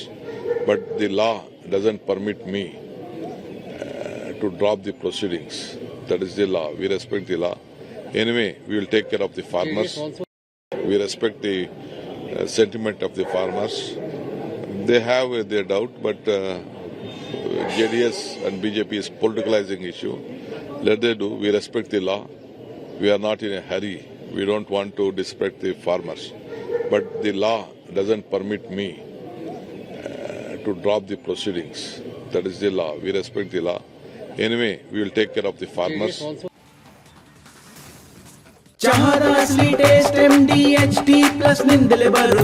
ಗಂಟು ಕಟ್ಟಿಕೋ ಲವಂಗ ಹಸಿರು ಏಲಕ್ಕಿಯಿಂದ ತುಂಬಿದ MDH ಮಸಾಲೆ. ಮುಖ್ಯಮಂತ್ರಿ DK Shivakumar ಅವರು ಸ್ಪಷ್ಟವಾಗಿ ಹೇಳೋದನ್ನ ನೀವು ಕೇಳಿಸ್ಕೊತಾ ಇದ್ರಿ. ಕಾನೂನು ನನಗೆ ಅನುಮತಿಯನ್ನ ಕೊಡೋದಿಲ್ಲ ಯೋಜನೆಯನ್ನ ಕೈ ಬಿಡಬೇಕು ಅಂತ. ನಾವು ಕಾನೂನನ್ನ ಗೌರವಿಸ್ತೀವಿ, ಯೋಜನೆ ಕೈ ಬಿಡುವ ಪ್ರಶ್ನೆಯೇ ಇಲ್ಲ, ರೈತರ ಹಿತವನ್ನು ಕಾಪಾಡ್ತೀವಿ ಅನ್ನೋ ಮಾತನ್ನ CM DK ಶಿವಕುಮಾರ್ ಅವರು ಹೇಳ್ತಿದ್ದಾರೆ. ನೋಡೋಣ ಏನಾಗುತ್ತೆ ಅಂತ. ಈಗ ವೀಕ್ಷಕರೇ, ನಮ್ಮ ಅಭಿಯಾನದ ಸ್ಟೋರಿಗೆ ಬರೋಣ. ಈಗ ನಮ್ಮ ಕ್ಯಾಂಪೇನ್ ಸ್ಟೋರಿ. ಒಂದ್ ಕಡೆ ಬಿಡದಿಯಲ್ಲಿ ರೈತರ ಹೋರಾಟದ ಕಿಚ್ಚು ಜೋರಾಗಿದೆ. ಈ ನಡುವೆ ರಾಜ್ಯದಲ್ಲಿ ಭೀಕರ ಬರದಿಂದ ಅನ್ನದಾತರು ಕಂಗಾಲಾಗಿದ್ದಾರೆ. ಮಳೆ ಇಲ್ಲದೆ ಬೆಳೆ ಕಳೆದುಕೊಂಡು ಕಂಗಾಲಾಗಿರುವಂತಹ ರೈತರಿಗೆ ಈಗ ಹೈನುಗಾರಿಕೆ ಆಸರೆಯಾಗಿದೆ. ಹೈನುಗಾರಿಕೆ. ಸೊ ರಾಜ್ಯ ಸರ್ಕಾರ ಹೈನುಗಾರಿಕೆಗೆ ಹೆಚ್ಚು ಒತ್ತು ನೀಡಬೇಕಾಗಿದೆ. ಜೊತೆಗೆ ಹಾಲು ಉತ್ಪಾದಕರಿಗೆ ಪ್ರೋತ್ಸಾಹ ಧನವನ್ನ ಹೆಚ್ಚಿಸಬೇಕಾಗಿದೆ. ಇದು ಬಹಳ ಇಂಪಾರ್ಟೆಂಟ್. ಸೊ ಇದೇ ಇವತ್ತಿನ ನಿಮ್ಮ ಧ್ವನಿಯ ಕವರ್ ಸ್ಟೋರಿ ವೀಕ್ಷಕರೇ. ಈ ವರದಿ ನೋಡಿ, ಈ ವಿಚಾರವಾಗಿ ನೀವು ಮಾತಾಡೋಣ. ನಿಮ್ಮ ಅಭಿಪ್ರಾಯವನ್ನ ಮುಕ್ತವಾಗಿ ಹಂಚ್ಕೋಬಹುದು. ವರದಿ. ಬೆಂಬಲ ಬೆಲೆಯನ್ನು ಸರ್ಕಾರ ಘೋಷಣೆ ಮಾಡಬೇಕು. ಪ್ರೋತ್ಸಾಹನ 10 ರೂಪಾಯಿ ಮಾಡಬೇಕು. 10 ರೂಪಾಯಿ ಮಾಡಬೇಕು. ಕರ್ನಾಟಕದಲ್ಲಿ ಮತ್ತೆ ರಣಭೀಕರ ಬರ ಆವರಿಸಿದೆ. ಮುಂಗಾರು ಮಳೆ ಕ್ಷೀಣವಾಗಿ ಜಲಾಶಯಗಳು ಬರಿದಾಗಿವೆ. ರಾಜ್ಯದಲ್ಲಿ ಕುಡಿಯುವ ನೀರಿಗೂ ಹಾಹಾಕಾರ ಶುರುವಾಗಿದೆ. ಮಳೆ ಇಲ್ಲದೆ ಬೆಳೆ ಕಳೆದುಕೊಂಡು ಕಂಗಾಲಾಗಿರುವ ರಾಜ್ಯದ ಅನ್ನದಾತರ ಬದುಕು ಉಳಿಯಬೇಕಿದ್ರೆ ಸದ್ಯಕ್ಕೆ ಇರೋ ಒಂದೇ ಒಂದು ಆಸರೆ, ಅದು ಹೈನುಗಾರಿಕೆ. ಕರ್ನಾಟಕವನ್ನ ಆವರಿಸಿದ ಬರ, ಹೈನುಗಾರಿಕೆಯೇ ವರ. ಹಾಲು ಉತ್ಪಾದಕರಿಗೆ ಸಿಗುತ್ತಾ ರಾಜ್ಯ ಸರ್ಕಾರದ ಪ್ರೋತ್ಸಾಹ? ನಿಜ, ಕರ್ನಾಟಕದಲ್ಲಿ ಈ ಬಾರಿಯ ಮುಂಗಾರು ಮಳೆ ಎರಡು ರೀತಿಯ ಪರಿಸ್ಥಿತಿಯನ್ನ ತಂದೊಡ್ಡಿದೆ. ಉತ್ತರ ಒಳನಾಡು ಮತ್ತು ಕರಾವಳಿಯಲ್ಲಿ ಸ್ವಲ್ಪ ಪ್ರಮಾಣದ ಮಳೆ ಬಿದ್ದಿತ್ತು. ಇದರಿಂದ ಹಸಿರು ಬರದ ಪರಿಸ್ಥಿತಿ ನಿರ್ಮಾಣ ಆಗಿದೆ. ಮಂಡ್ಯ, ಕೋಲಾರ ಸೇರಿದಂತೆ ದಕ್ಷಿಣ ಒಳನಾಡಿನಲ್ಲಿ ಮಳೆಯೇ ಇಲ್ಲದೆ ಬರ ಆವರಿಸಿದೆ. ಹಸಿ ಬರದಿಂದ ರಾಸುಗಳಿಗೆ ಮೇವು ಮತ್ತು ಕುಡಿಯುವ ನೀರಿಗೆ ಕೊರತೆ ಆಗಲ್ಲ. ಹೀಗಾಗಿ ಅನ್ನದಾತರು ತಮ್ಮ ಜೀವನ ಸಾಗಿಸಲು ಹೈನುಗಾರಿಕೆಯ ಆಸರೆ ಪಡೆದಿದ್ದಾರೆ.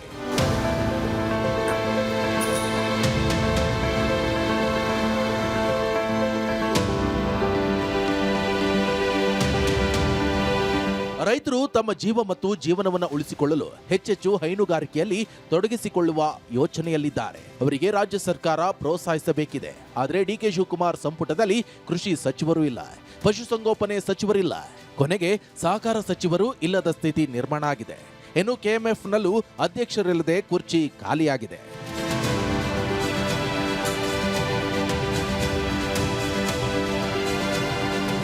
ರೈತ ದೇಶದ ಬೆನ್ನೆಲುಬು ಅಂತಾರೆ. ಆದರೆ ಸದ್ಯದ ಅನ್ನದಾತರ ಪರಿಸ್ಥಿತಿ ಮಾತ್ರ ಯಾರಿಗೂ ಬೇಡ. ಕೈಕೊಟ್ಟ ಮಳೆ, ಅಭಿವೃದ್ಧಿ ಹೆಸರಿನಲ್ಲಿ ಕೃಷಿ ಭೂಸ್ವಾಧೀನ, ಸಾಲಬಾಧೆ, ಕಳಪೆ ಗುಣಮಟ್ಟದ ಗೊಬ್ಬರ, ಹೀಗೆ ರೈತರು ಸಾಕಷ್ಟು ಸಮಸ್ಯೆಗಳ ಸುಳಿಯಲ್ಲಿ ಸಿಲುಕಿದ್ದಾರೆ. ಇಂತಹ ಪರಿಸ್ಥಿತಿಯಲ್ಲಿ ಹೈನುಗಾರಿಕೆ ಅನ್ನದಾತರ ಕುಟುಂಬವನ್ನ ರಕ್ಷಿಸಿದೆ. ಆದರೆ ಇತ್ತೀಚಿನ ದಿನಗಳಲ್ಲಿ ಬೆಲೆ ಏರಿಕೆ ಬಿಸಿ ಹೈನುಗಾರಿಕೆ ನಂಬಿದ ಅನ್ನದಾತರನ್ನ ಸಂಕಷ್ಟಕ್ಕೆ ಸಿಲುಕಿಸಿದೆ. ಹಾಲು ಖರೀದಿಸತಕ್ಕಂತ ನಮ್ಮ ರೈತ ಉತ್ಪಾದಕರಿಗೆ ಬೆಂಬಲ ಬೆಲೆಯನ್ನ ಸರ್ಕಾರ ಘೋಷಣೆ ಮಾಡಬೇಕು. ಎಷ್ಟು ಮಾಡಬೇಕು ಅಂತ ಅಂದ್ರೆ ಪ್ರತಿ ಲೀಟರ್ಗೆ 20 ರೂಪಾಯಿಯನ್ನ ತಕ್ಷಣದಲ್ಲೇ ಹೆಚ್ಚಿಸಬೇಕು. ನಮ್ಮ ರೈತರನ್ನ ಉಳಿಸಬೇಕು. ಮಳೆ ಅಭಾವದಿಂದ ಬರದ ಛಾಯೆ ರೈತರನ್ನ ಸಂಕಷ್ಟಕ್ಕೆ ದೂಡಿದೆ. ಒಣಮೇವು ಸಿಗದೆ ಹಸುಗಳಿಗೆ ಆಹಾರ ಕೊಡಲು ಕಷ್ಟ ಸಾಧ್ಯವಾಗ್ತಿದೆ. ಪಶು ಆಹಾರದ ಬೆಲೆ ನಿರಂತರವಾಗಿ ಏರಿಕೆ ಆಗ್ತಿದೆ. ಹೀಗಾಗಿ ಹಾಲಿನ ಪ್ರೋತ್ಸಾಹಧನ ಹೆಚ್ಚಳಕ್ಕೆ ರೈತರು ಆಗ್ರಹಿಸಿದ್ದಾರೆ. 5 ರಿಂದ 10 ರೂಪಾಯಿಗೆ ಹೆಚ್ಚಿಸಬೇಕು ಅಂತ ಒತ್ತಾಯಿಸಿದ್ದಾರೆ. ಇವಾಗ ಏನು ಬರಗಾಲ ಬಂದಿರೋದ್ರಿಂದ ಹಸುಗಳು ಮೇವಿಗೂ ದುಬಾರಿ ಆಗಿದೆ, ರೈಟು ಜಾಸ್ತಿ ಆಗಿದೆ. ಇವರು 5 ರೂಪಾಯಿ ಕೊಡ್ತಾರೆ ಪ್ರೋತ್ಸಾಹನ, 10 ರೂಪಾಯಿ ಮಾಡಬೇಕು. ಹಾಲಿಗೇನು 35 ರೂಪಾಯಿ ಕೊಡ್ತಾವ್ರೆ, 50 ರೂಪಾಯಿ ಮಾಡಬೇಕು. ಹಂಗೆ ಮಾಡಿದಾಗ ರೈತರಿಗೊಂದು ಸ್ವಲ್ಪ ಅನುಕೂಲ ಆಗುತ್ತೆ. ಈಗೇನು ರೈತರು ಕಷ್ಟ ಬಿದ್ದು ಅವರು ಮೇವುಗಳ ಬೆಲೆ ಜಾಸ್ತಿ ಆಗಿದೆ, ಇಂಡಿ ಬೂಸದ ರೈತು ಜಾಸ್ತಿ ಆಗದೆ, ಮೇವು ಸಿಗ್ತಾ ಇಲ್ಲ, ಬರಗಾಲ ಬಂದಿದೆ. ಅದರಿಂದ 50 ರೂಪಾಯಿ ಹಾಲಿನ ರೇಟ್ ಮಾಡಬೇಕು, ಪ್ರೋತ್ಸಾಹನ 10 ರೂಪಾಯಿ ಮಾಡಬೇಕು. ಹೈನುಗಾರಿಕೆ ಮಾಡ್ತಿರೋ ಲೇಡೀಸ್ಗಳು ಅವರ ಒಂದು ಉದ್ಯೋಗ ಆಗದೆ ಅವರು ಸಂಸಾರ ನಡೆಸ್ಕೊಂಡು ಅವ್ರದ್ದೇ ಜವಾಬ್ದಾರಿಯಾಗಿಸಿದ 50 ರೂಪಾಯಿ ಮಾಡಿದ್ರೆ ಹಾಲಿಗೆ ಲೀಟ್ರಿಗೆ ರೈತರಿಗೆ ಒಳ್ಳೇದಾಗುತ್ತೆ ಅಂತ ನಾನು ಹೇಳಕ್ಕೆ ಬಯಸ್ತೀನಿ. ಜೀವನ ನಿರ್ವಹಣೆಗೆ ಮುಖ್ಯವಾಗಿ ಹೈನುಗಾರಿಕೆನೇ ನಂಬ್ಕೊಂಡು ನಾವು ಜೀವನ ಮಾಡ್ತಾ ಇರೋದು ಮೇಡಮ್. ಅದರಿಂದ ಒಂದು ಸ್ವಲ್ಪ ಪ್ರೋತ್ಸಾಹಧನ 10 ರೂಪಾಯಿ ಮಾಡಿದ್ರೆ ತುಂಬ ಉಪಯೋಗ ಆಗುತ್ತೆ. ಎಲ್ಲ ರೀತಿ ಜೀವನ ಉಪಯೋಗ ಮಾಡೋಕ್ಕೆ, ಮಕ್ಕಳು ಫೀಸ್ಗಳು ಕಟ್ಟೋಕ್ಕೆ ಎಲ್ಲದೂ ರೀತಿಲೂ ಅನುಕೂಲ ಆಗುತ್ತೆ ಮೇಡಮ್. 10 ರೂಪಾಯಿ ಮಾಡಬೇಕು, ಮೇವು ಇಳಿಸ್ಬೇಕು, ಎಲ್ಲ ಇದು ಮಾಡಿದ್ರಲ್ವೇ ನಾವು ಮುಂದುವರಿಬೇಕಾಗಿದ್ರೆ. ಸುಮ್ಮನೆ ನಮಗೆ ಭಾರಿ ಕಷ್ಟ ಇದೆ. ಎಲ್ಲ ರೈಟು ಕಡಿಮೆ ಮಾಡಬೇಕು. ಹುಲ್ಲೆಲ್ಲ ಹೊರಟಾಗದೆ. ಇವಾಗ ಎಲ್ಲ ಮಳೆ ಹೋಗ್ಬಿಟ್ಟು ಎಲ್ಲ ಹೋಯ್ತು, ಜೋಳ ಚೆಲ್ಲಿದ್ದು ಎಲ್ಲ ಹೊರಟಾಯ್ತು. ಏನು ಮಾಡಬೇಕು? ಅದಕ್ಕೆ ಹಾಲು ಹೆಚ್ಚಿಸಬೇಕು. ಹೌದು, ಇಂದು ರೈತರು ಉಳಿಬೇಕಿದ್ರೆ ಕೆಎಂಎಫ್ ಉತ್ಪಾದಕರಿಂದ ಹೆಚ್ಚಿನ ಪ್ರಮಾಣದಲ್ಲಿ ಹಾಲು ಖರೀದಿಸಬೇಕಿದೆ. ಹಾಲಿ ನಿತ್ಯ 1,10,00,000 ಲೀಟರ್ ಹಾಲು ಸಂಗ್ರಹವಾಗ್ತಿದೆ. ಇದರ ವಿಸ್ತೀರ್ಣವನ್ನ ಹೆಚ್ಚಿಸಿಕೊಳ್ಳಬೇಕಿದೆ. ನಂದಿನಿ ಬ್ರ್ಯಾಂಡ್ ಅನ್ನ ವಿಶ್ವಮಟ್ಟಕ್ಕೆ ಪಸರಿಸೋ ಕೆಲಸ ಮಾಡಿ ರೈತರಿಗೆ ಪ್ರೋತ್ಸಾಹಧನವನ್ನ ಹೆಚ್ಚಿಸಬೇಕಿದೆ. ಇನ್ನು ಹೆಚ್ಚಿಗೆ ಪ್ರೋತ್ಸಾಹಧನ ಬೇಕು ಅಂತೇಳಿ ಡಿಮ್ಯಾಂಡ್ಸ್ ಇದೆ ಹಾಲು ಉತ್ಪಾದಕರು. ಅದಕ್ಕೆ ನಮ್ಮ ಬೆಂಬಲ ಕೂಡ ಇದೆ. ಹಾಲು ಉತ್ಪಾದಕರು ಕೇಳ್ತಾರೆ, ಸರಿ ಅಂತ ಕೂಡ ಇದೆ. ಇನ್ನೂ ಒಂದು ಕಡೆ ನಾವು ಯೋಚನೆ ಮಾಡಿದಾಗ ನಂದಿನಿ ಬ್ರ್ಯಾಂಡ್ ಮತ್ತೆ ಬೇರೆ ಬ್ರ್ಯಾಂಡ್ ನಾವು ಹಾಲು ನೋಡಿದಾಗ 8 ರಿಂದ 10 ರೂಪಾಯಿ ರೇಟ್ ಜಾಸ್ತಿ ನಮ್ಗಿತ್ತು ಇದೆ, ನಂದಿನಿಗಿತ್ತು ಹೆಚ್ಚಿಗೆ. ನಾವು ಅದು ಸರಿ ಮಾಡಿಕೊಂಡು ನೇರವಾಗಿ ಹಾಲು ಉತ್ಪಾದಕರಿಗೆ ಹೆಚ್ಚಿಗೆ ರೇಟ್ ಕೊಟ್ರೆ ಇನ್ನು ಹಾಲು ಉತ್ಪಾದಕರು ಹೆಚ್ಚಿಗೆ ಉತ್ಪಾದಕರಾಗ್ತಾರೆ, ಮತ್ತೆ ಹಾಲು ಉತ್ಪಾದನೆ ಜಾಸ್ತಿ ಆಗ್ತದೆ. ಅದರಿಂದ ನಾನು ಸರ್ಕಾರದಲ್ಲಿ ಸನ್ಮಾನ್ಯ ಮುಖ್ಯಮಂತ್ರಿಗಳು ತುಂಬಾ ಆಸಕ್ತಿಯಿಂದ ಹಾಲು ಉತ್ಪಾದಕರ ಪರವಾಗಿದ್ದಾರೆ. ಈಗ ಅವ್ರ ಗಮನ ಕೂಡ ತಂದಿದ್ದೀನಿ. ಇನ್ನು ಹಾಲಿಗೆ ಪ್ರೋತ್ಸಾಹಧನ ಹೆಚ್ಚಳ ಮಾಡೋ ಬಗ್ಗೆ ಸಿಎಂ ಡಿಕೆ ಶಿವಕುಮಾರ್ ಅವರನ್ನ ಕೇಳಿದ್ರೆ ಯಾವುದೇ ಪ್ರತಿಕ್ರಿಯೆ ನೀಡದೆ ಹೋದ್ರು. ಕೆಎಂಎಫ್ಗೆ ಅಧ್ಯಕ್ಷರನ್ನು ನೇಮಿಸದ ರಾಜ್ಯ ಸರ್ಕಾರದ ವಿರುದ್ಧ ಬಿಜೆಪಿ ರಾಜ್ಯಾಧ್ಯಕ್ಷ ಬಿವೈ ವಿಜೇಂದ್ರ ಕಿಡಿಕಾರಿದ್ದಾರೆ.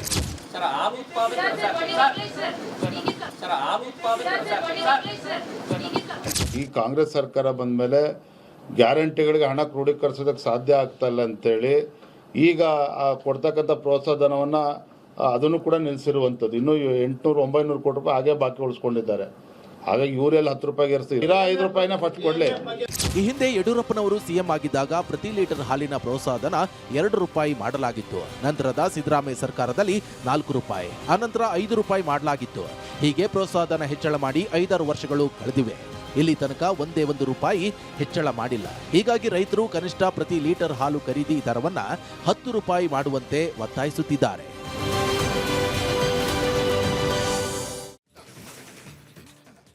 ವೀಕ್ಷಕರೇ, ನಿಮಗೆಲ್ಲರಿಗೂ ಗೊತ್ತಿರುವ ಹಾಗೆ ರಿಪಬ್ಲಿಕ್ ಕನ್ನಡ ಧ್ಯೇಯವಾಕ್ಯ ನಿಮ್ಮ ಧ್ವನಿ, ಜನರ ಅಭಿಪ್ರಾಯಕ್ಕೆ ಒಂದು ಮುಕ್ತ ವೇದಿಕೆಯನ್ನು ರಿಪಬ್ಲಿಕ್ ಕನ್ನಡ ಒದಗಿಸಿಕೊಡ್ತಾ ಇದೆ. ಅದರಂತೆ ನೀವು ಕೂಡ ನಿಮ್ಮ ಅಭಿಪ್ರಾಯವನ್ನು ತಿಳಿಸಬಹುದಾಗಿದೆ. ರಾಜ್ಯದಲ್ಲಿ ಬರ ಮತ್ತು ನೆರೆಯ ಪರಿಸ್ಥಿತಿ ಎದುರಾಗಿದೆ. ಇಂಥ ಪರಿಸ್ಥಿತಿಯಲ್ಲಿ ರೈತರಿಗೆ ಹೈನುಗಾರಿಕೆಯೂ ಸವಾಲಾಗಿದೆ. ಹಲವು ಕಡೆ ಮಳೆ ಆಗ್ತಾ ಇದ್ರೆ ಇನ್ನೂ ಕೆಲವು ಕಡೆ ಬರದ ಛಾಯೆ ಆವರಿಸಿದೆ. ಒಂದು ರೀತಿ ಹಸಿ ಬರ. ಹೀಗಾಗಿ ಜಾನುವಾರುಗಳಿಗೆ ಮೇವು ಸಿಕ್ಕರೂ ಸಿಗದಂತಾಗಿದೆ. ಇದರಿಂದಾಗಿ ಹೈನುಗಾರಿಕೆ ಮಾಡುವ ರೈತರು ಕಂಗಾಲಾಗಿ ಹೋಗಿದ್ದಾರೆ. ಹೀಗಾಗಿ ಹಾಲಿಗೆ ಪ್ರೋತ್ಸಾಹಧನ ಹೆಚ್ಚಳದ ಜೊತೆಗೆ ಬೆಂಬಲ ಬೆಲೆ ಘೋಷಿಸುವಂತೆ ರಾಜ್ಯ ಸರ್ಕಾರಕ್ಕೆ ಆಗ್ರಹಿಸಿದ್ದಾರೆ. ಹೈನುಗಾರಿಕೆಗೆ ಪ್ರೋತ್ಸಾಹ ಕೊಡಬೇಕು ಅಂತ ಆಗ್ರಹಿಸಿದ್ದಾರೆ. ಈ ಬಗ್ಗೆ ನಿಮ್ಮ ಅಭಿಪ್ರಾಯಗಳನ್ನು ತಿಳಿಸಿ. ನಮಗೆ ಕರೆ ಮಾಡಿ ನಿಮ್ಮ ಅಭಿಪ್ರಾಯಗಳನ್ನು ತಿಳಿಸಬಹುದು. ವಾಟ್ಸಪ್ ನಂಬರ್ಗೆ 2 ಲೈನ್ಗಳಲ್ಲಿ ಮೆಸೇಜ್ ಮಾಡಬಹುದು. ನಿಮ್ಮ ಅಭಿಪ್ರಾಯಗಳನ್ನು ಎಕ್ಸ್ ಖಾತೆಯಲ್ಲಿಯೂ ಕೂಡ ನಮಗೆ ತಿಳಿಸಬಹುದಾಗಿದೆ.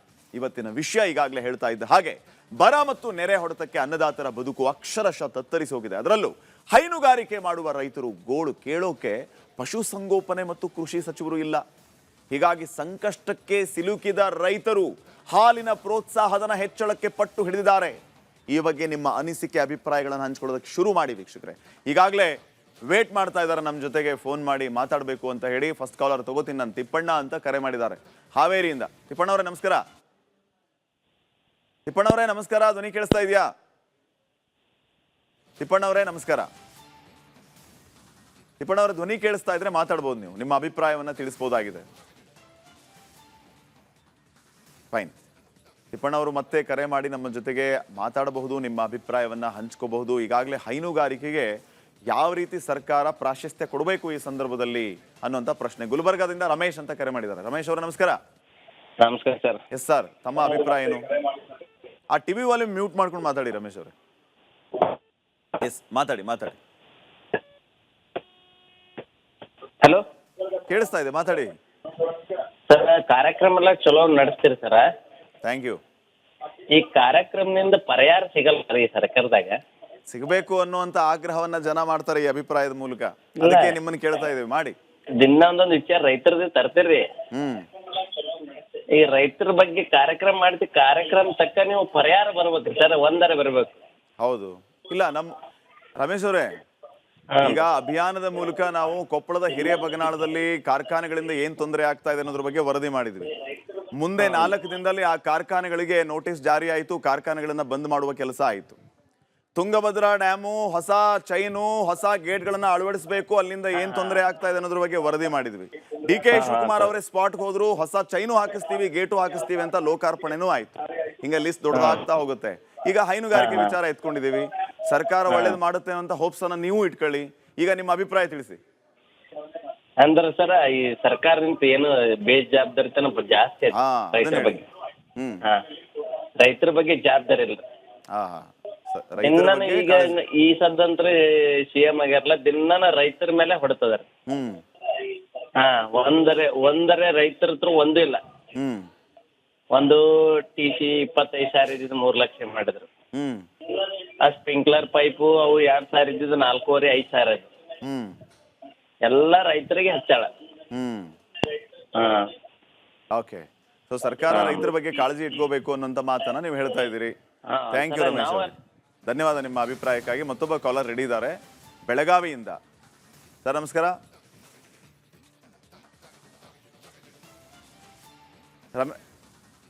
ಫೈನ್. ಚಿಕ್ಕಬಳ್ಳಾಪುರದಿಂದ ರಾಜೇಶ್ ಅಂತ ಕರೆ ಮಾಡಿದ್ದಾರೆ. ರಾಜೇಶ್ವರಿ ಅವರೇ ನಮಸ್ಕಾರ.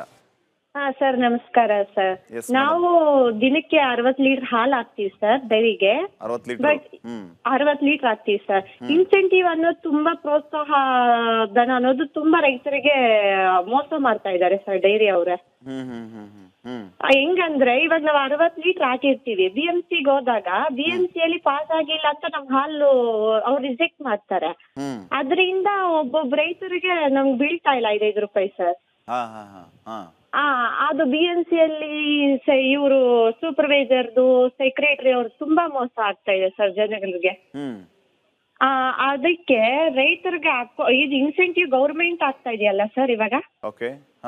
ಅದು ನಂದಿನಿ ಅವರು ಇವಾಗ ಲೀಟರ್ಗೆ ಇಷ್ಟಂತ ಹಾಲು ಹಾಕೊಡ್ತಾ ಇದಾರಲ್ಲ, ಡೈರೆಕ್ಟ್ ಆಗಿ ಒಂದೇ ಸತಿಗೆ ಪ್ರೋತ್ಸಾಹ ಧನ ಅನ್ನೋದು ನಮ್ಮ ಅಕೌಂಟ್ಗೆ ಬೀಳೋ ತರ ಮಾಡಿದ್ರೆ ಒಳ್ಳೇದ್ ಅನ್ಸುತ್ತೆ ಸರ್. ಈಗ ಹೆಂಗಾಗ್ತದೆ ಮತ್ತೆ ಸರ್? ಇವಾಗ ಹೆಂಗಂದ್ರೆ ಇವಾಗ ಪಾಸ್ ಆದ್ರೆ ಇನ್ಸೆಂಟಿವ್ ಬೀಳುತ್ತೆ, ಇಲ್ಲ ಅಂದ್ರೆ ಇಲ್ಲ ಸರ್. ಅದರಿಂದ ರೈತರಿಗೆ ತುಂಬಾ ಲಾಸ್ ಆಗ್ತಾ ಇದೆ ಸರ್, ಮೋಸನೂ ಮಾಡ್ತಾ ಇದ್ದಾರೆ. ಟೋಟಲ್ ಲೀಟರ್ಸ್ ಅನ್ನ ಲೆಕ್ಕ ಮಾಡಿ ನಮಗೆ ಒಂದೇ ಟೈಮ್ಗೆ ಪ್ರೋತ್ಸಾಹ ಧನ ಕೊಟ್ಬಿಡಿ ಅಂತ ನೀವು ಹೇಳ್ತಾ ಇದೀರಲ್ವಾ? ಹೌದು ಸರ್. ಇವಾಗ ಪೇಮೆಂಟ್ ಬೀಳುತ್ತಲ್ಲ, ಅದಕ್ಕೆ ಜಮಾ ಮಾಡ್ಕೊಟ್ಬಿಟ್ರೆ ರೈತರಿಗೂ ಅನುಕೂಲ ಆಗುತ್ತೆ, ಮೋಸ ಮಾಡಕ್ಕೂ ಆಗಲ್ವಲ್ಲ ಸರ್.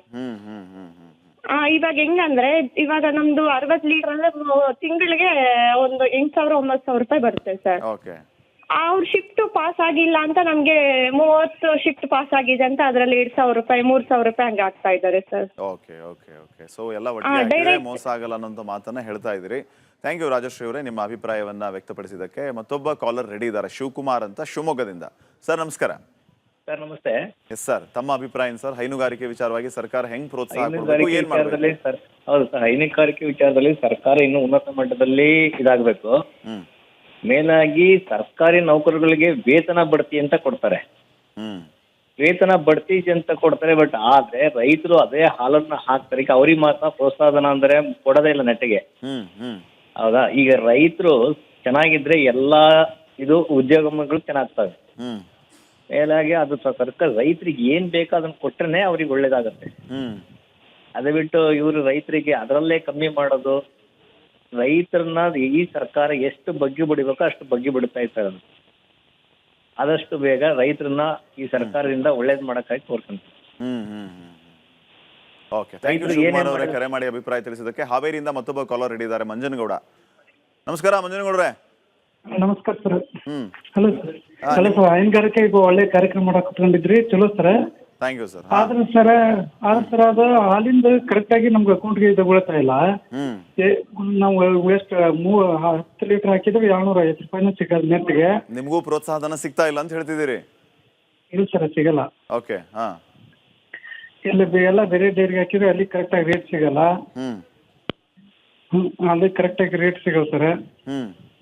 ಅದಕ್ಕಾಗಿ ರೇಟ್ ಅವ್ರ ಈಗ ಗೌರ್ಮೆಂಟ್ ಐತಲ್ಲ ಸರ್, ಈಗ ನೀವು ಅಂದಂಗೆ ಬೇರೆ ರೈತರು ಅಂದಂಗೆ 5ರಿಂದ 10 ರೂಪಾಯಿ ರೇಟ್ ಜಾಸ್ತಿ ಮಾಡಿ ಲೀಟರ್ಗೆ 50 ರೂಪಾಯಿ ಮಾಡಿದ್ರೆ ಅನುಕೂಲ ಆಕತ್ತೆ ಸರ್. 50 kg ಹಿಂಡಿಗೆ ಒಂದು ತೊಗೊಳಕ್ ಹೋದ್ರೆ ಸರ್ 1,500ರಿಂದ 1,800 ರೂಪಾಯಿ ಮಟ್ಟ ಐತಿ.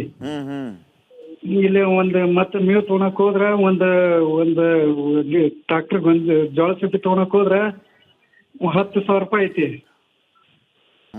ಅಷ್ಟ ರೇಟ್ ಇದೆ ಸರ್. ಇವ್ರು ಎಷ್ಟು ಮಾಡಿದ್ರೆ ನಮ್ಗೆ ಅನುಕೂಲ, ರೈತರಿಗೆ ಅನುಕೂಲ ಆಕತ್ತೆ ಸರ್. ಓಕೆ, ಥ್ಯಾಂಕ್ ಯು ಮಂಜನಗೌಡ್ರೆ, ಕರೆ ಮಾಡಿ ಅಭಿಪ್ರಾಯ ತಿಳಿಸಿದ್ದಕ್ಕೆ. ಶಾಮಣ್ಣ ಅವರು ಕರೆ ಮಾಡಿದ್ದಾರೆ ಕೊಪ್ಪಳದಿಂದ. ಶಾಮಣ್ಣ ಅವರೇ ನಮಸ್ಕಾರ. ಸರ್ ನಮಸ್ತೆ. ಎಸ್ ಸರ್, ತಮಗೇನ್ ಅನ್ಸುತ್ತೆ? ಬರದ ನಡುವೆ ಸಂಕಷ್ಟದಲ್ಲಿ ಹೈನುಗಾರಿಕೆ ಇದೆ, ರೈತರಿಗೆ ಯಾವ ರೀತಿ ಅನುಕೂಲ ಮಾಡಬೇಕು ಸರ್ಕಾರ? ಸರ್ ರೈತರು ಬಹಳ ಸಂಕಷ್ಟದಲ್ಲಿದ್ದಾರೆ ಈ ಸಂದರ್ಭದಲ್ಲಿ. ಹಾಲಿನ ಬೆಲೆ ವೈಜ್ಞಾನಿಕ ಬೆಲೆ ಸಿಗ್ತಾ ಇಲ್ಲ. ಹಾಲಿಗೆ ವೈಜ್ಞಾನಿಕ ಬೆಲೆ ಸಿಗ್ತಾ ಇಲ್ಲ. ಆಮೇಲೆ ಏನಾಗಿದೆ, ಕಡಿಮೆ ದರ್ಜೆಯ ಗುಣಮಟ್ಟದ ಹಾಲಿಗೆ ಸರ್ಕಾರದಿಂದ 5 ರೂಪಾಯಿ ಪ್ರೋತ್ಸಾಹನ ಕಡಿತ ಮಾಡ್ತಾ ಇದ್ದಾರೆ. ಏನಾಗಿದೆ, ಕಮ್ಮಿ ಬಂದಾಗ ಏನಾಗುತ್ತೆ, ರೈತರಿಗೆ ಕಡಿಮೆ ದುಡ್ಡು ಸಿಗುತ್ತೆ. ಈಗ ಸುಮಾರು 1,000 ಲೀಟರ್ ಹಾಲು ಹಾಕಿದ್ರೆ 1,000 ಲೀಟರ್ 5,000 ಬರ್ಬೇಕಾಗಿತ್ತಾನೆ ಸರ್ಕಾರದಿಂದ. ಅಲ್ಲಿ ಏನಾಗುತ್ತೆ, ಒಂದು 8 ಫಿಟ್ ಕಮ್ಮಿ ಆದತ್ನಾಗ ಹಾಲು ಕ್ವಾಲಿಟಿ ಕಮ್ಮಿ ಬಂದಾಗ ಅಲ್ಲಿ ಸುಮಾರು 2,000-3,000 ಕಟ್ಟಾಗಿ ಕಡಿಮೆ ದುಡ್ಡು ಬರ್ತಾ ಇದೆ.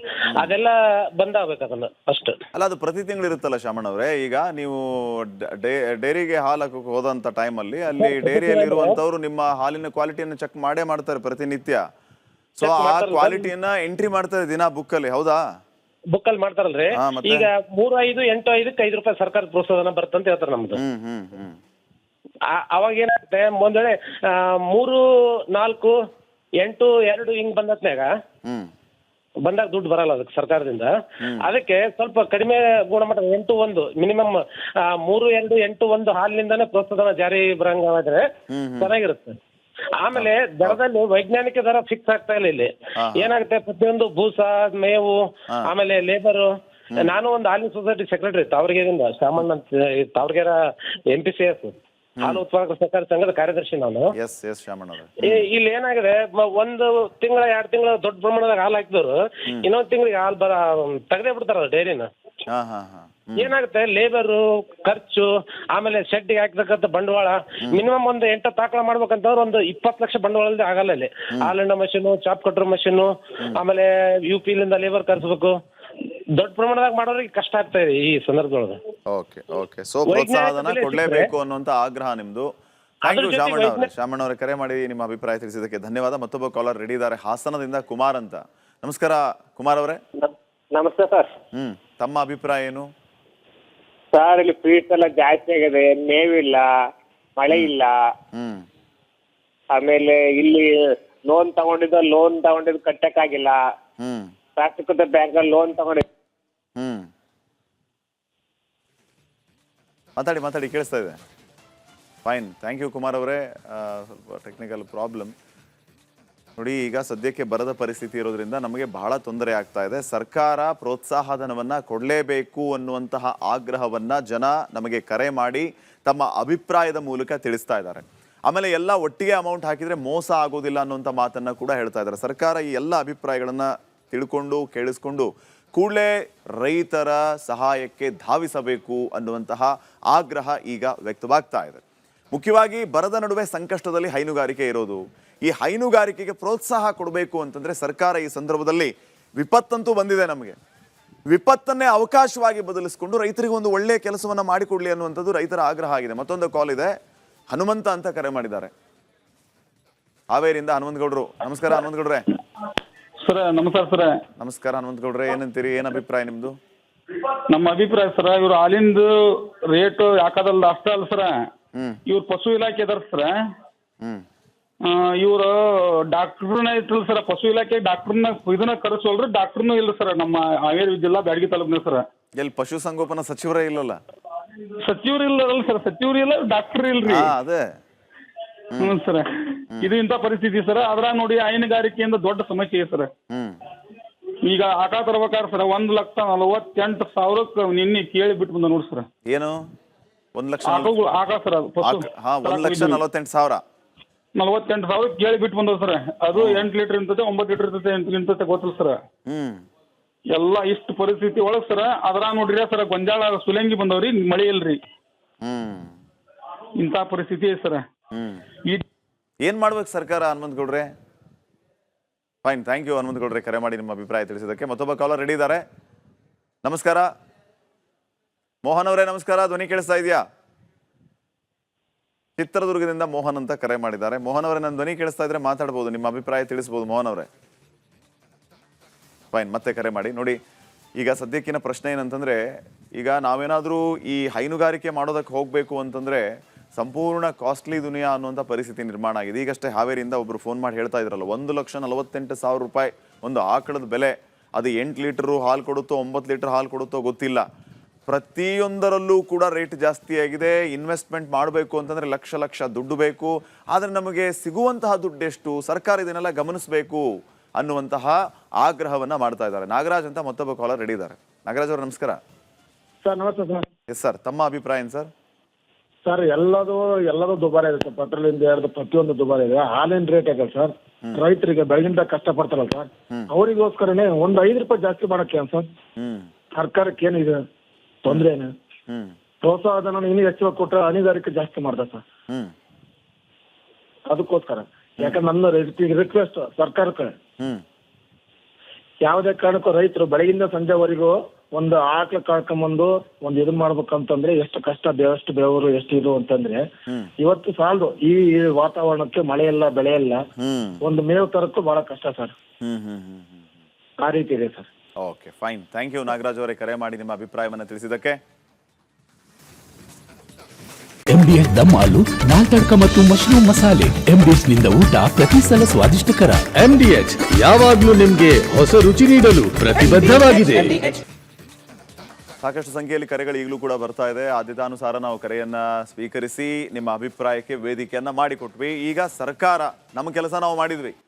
ಸರ್ಕಾರ ಇದನ್ನ ಯಾವ ರೀತಿ ಗಂಭೀರವಾಗಿ ತಗೊಳುತ್ತೆ, ಹೈನುಗಾರಿಕೆಗೆ ಯಾವ ರೀತಿ ಪ್ರೋತ್ಸಾಹವನ್ನು ಕೊಡುತ್ತೆ, ರೈತರಿಗೆ ಯಾವ ರೀತಿ ಅನುಕೂಲ ಮಾಡಿಕೊಡುತ್ತೆ, ಈ ಎಲ್ಲ ಅಭಿಪ್ರಾಯಗಳನ್ನ ಆಲಿಸಿ ಕಾದ್ ನೋಡೋಣ. ಆದಷ್ಟು ಬೇಗ ರೈತರಿಗೆ ಅನುಕೂಲ ಮಾಡಿಕೊಡ್ಲಿ ವಿಪತ್ತಿನ ಸಂದರ್ಭದಲ್ಲಿ ಎನ್ನುವಂಥ ಆಶಯ ಕೇಳಿ ಬರ್ತಾ ಇದೆ. ಇನ್ನು ನಾವು ಮುಂದಿನ ಸ್ಟೋರಿಗೆ ಹೋಗ್ತಾ ಇದ್ದೀವಿ ವೀಕ್ಷಕರೇ. ಮುಂಗಾರು ಮಳೆಯ ಕೊರತೆಯಿಂದಾಗಿ ರಾಜ್ಯದ ಜಲಾಶಯಗಳು ಖಾಲಿಯಾಗಿವೆ. ಅತ್ತ ನಾಲೆಗಳಿಗೆ ನೀರು ಹರಿಸಿ ಅಂತ ಮಂಡ್ಯದ ರೈತರು ಪ್ರತಿಭಟನೆಯ ಹಾದಿಯನ್ನು ಹಿಡಿದಿದ್ದಾರೆ. ಈ ನಡುವೆ ತಮ್ಮ ಪಾಲಿನ ಕಾವೇರಿ ನೀರಿಗಾಗಿ ತಮಿಳುನಾಡು ಕೂಡ ಟ್ರಿಬ್ಯುನಲ್ ಮೊರೆ ಹೋಗಿದ್ದು ನಾಳೆ ನಡೆಯುವ CWRC ಸಭೆಯತ್ತ ಕರುನಾಡಿನ ಚಿತ್ತ ನೆಟ್ಟಿದೆ.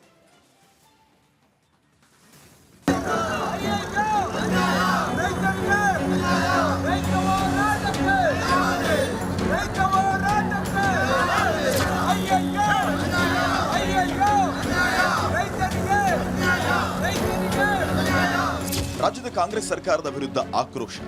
ರಸ್ತೆಯಲ್ಲೇ ಕುಳಿತು ಅನ್ನದಾತರಿಂದ ಊಟ. ನಮ್ಮ ನೀರು ನಮಗೆ ನೀಡಿ, ನಾಲೆಗಳಿಗೆ ನೀರು ಹರಿಸಿ, ರೈತರನ್ನ ಕಾಪಾಡಿ ಅನ್ನೋ ಬೇಡಿಕೆ. ಇದು ಕಳೆದ 3 ದಿನಗಳಿಂದ ಕಾವೇರಿ ಕೊಳ್ಳದಿಂದ ಕೇಳಿ ಬರ್ತಾ ಇರೋ ಕೂಗು. KRS ಇಂದ ನಾಲೆಗಳಿಗೆ ನೀರು ಹರಿಸಿ ಅನ್ನೋ ರೈತರ ಪ್ರತಿಭಟನೆ ಈಗ CM ಶಿವಕುಮಾರ್ ಮುಂದೆ ಮತ್ತೊಂದು ಸಂಕಷ್ಟ ತಂದಿಟ್ಟಿದೆ. ರೈತರ ಜಮೀನಿಗೂ ಹರಿಯುತ್ತಾ ಕಾವೇರಿ ನೀರು. ನಾಳಿನ ಹೈ ವೋಲ್ಟೇಜ್ ಸಭೆಯತ್ತ ಕರುನಾಡ ಚಿತ್ತ. ರಾಜ್ಯದಲ್ಲಿ ಮಳೆ ಇಲ್ಲದೆ ಜಲಾಶಯಗಳು ಬರಿದಾಗಿದೆ. KRS ಡ್ಯಾಂನಲ್ಲಿರೋ ನೀರು ಕುಡಿಯೋದಕ್ಕೆ ಮಾತ್ರ ಅನ್ನೋ ನಿರ್ಧಾರಕ್ಕೆ ಬಂದಿರೋ ರಾಜ್ಯ ಸರ್ಕಾರ ರೈತರ ಜಮೀನಿಗೆ ನೀರಿಲ್ಲ ಅಂತ ಹೇಳಿದ್ದು ಮಂಡ್ಯದಲ್ಲಿ ನೀರಿಗಾಗಿ ರೈತರು ನಿಗಿನಿಗಿಯಾಗಿದ್ದಾರೆ. ಈ ನಡುವೆ ಮಂಡ್ಯದ ರೈತರ ಹೋರಾಟಕ್ಕೆ ಕೇಂದ್ರ ಸಚಿವ ಕುಮಾರಸ್ವಾಮಿ ಬೆಂಬಲ ವ್ಯಕ್ತಪಡಿಸಿದ್ದು ತಕ್ಷಣವೇ ನಾಲೆಗಳಿಗೆ ನೀರು ಹರಿಸಿ ಅಂತ ಟ್ವೀಟ್ ಮಾಡಿದ್ದಾರೆ.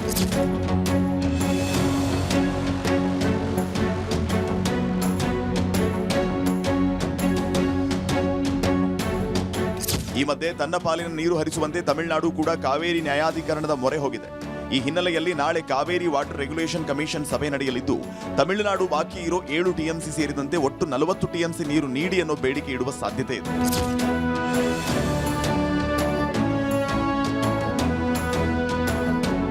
ಇನ್ನು ನಾಳೆ CWRC ಮುಂದೆ ಕರ್ನಾಟಕ ಹೇಗೆ ವಾದ ಮಂಡಿಸಲಿದೆ ಅನ್ನೋದರ ಮೇಲೆ ಮಂಡ್ಯದ ರೈತರ ಭವಿಷ್ಯ ನಿಂತಿದೆ. ಪಕ್ಕಾ ಅಂಕಿ ಸಂಖ್ಯೆ ಮತ್ತು ಹವಾಮಾನ ಇಲಾಖೆಯ ದಾಖಲೆಗಳೊಂದಿಗೆ ಕಳೆದ ಬಾರಿ CWMA ಮುಂದೆ ವಾದ ಮಂಡಿಸಿದಂತೆ ನಡೆದರೆ ಕಾವೇರಿ ಕೊಳ್ಳದ ರೈತರು ನಿರಾಳರಾಗಬಹುದು.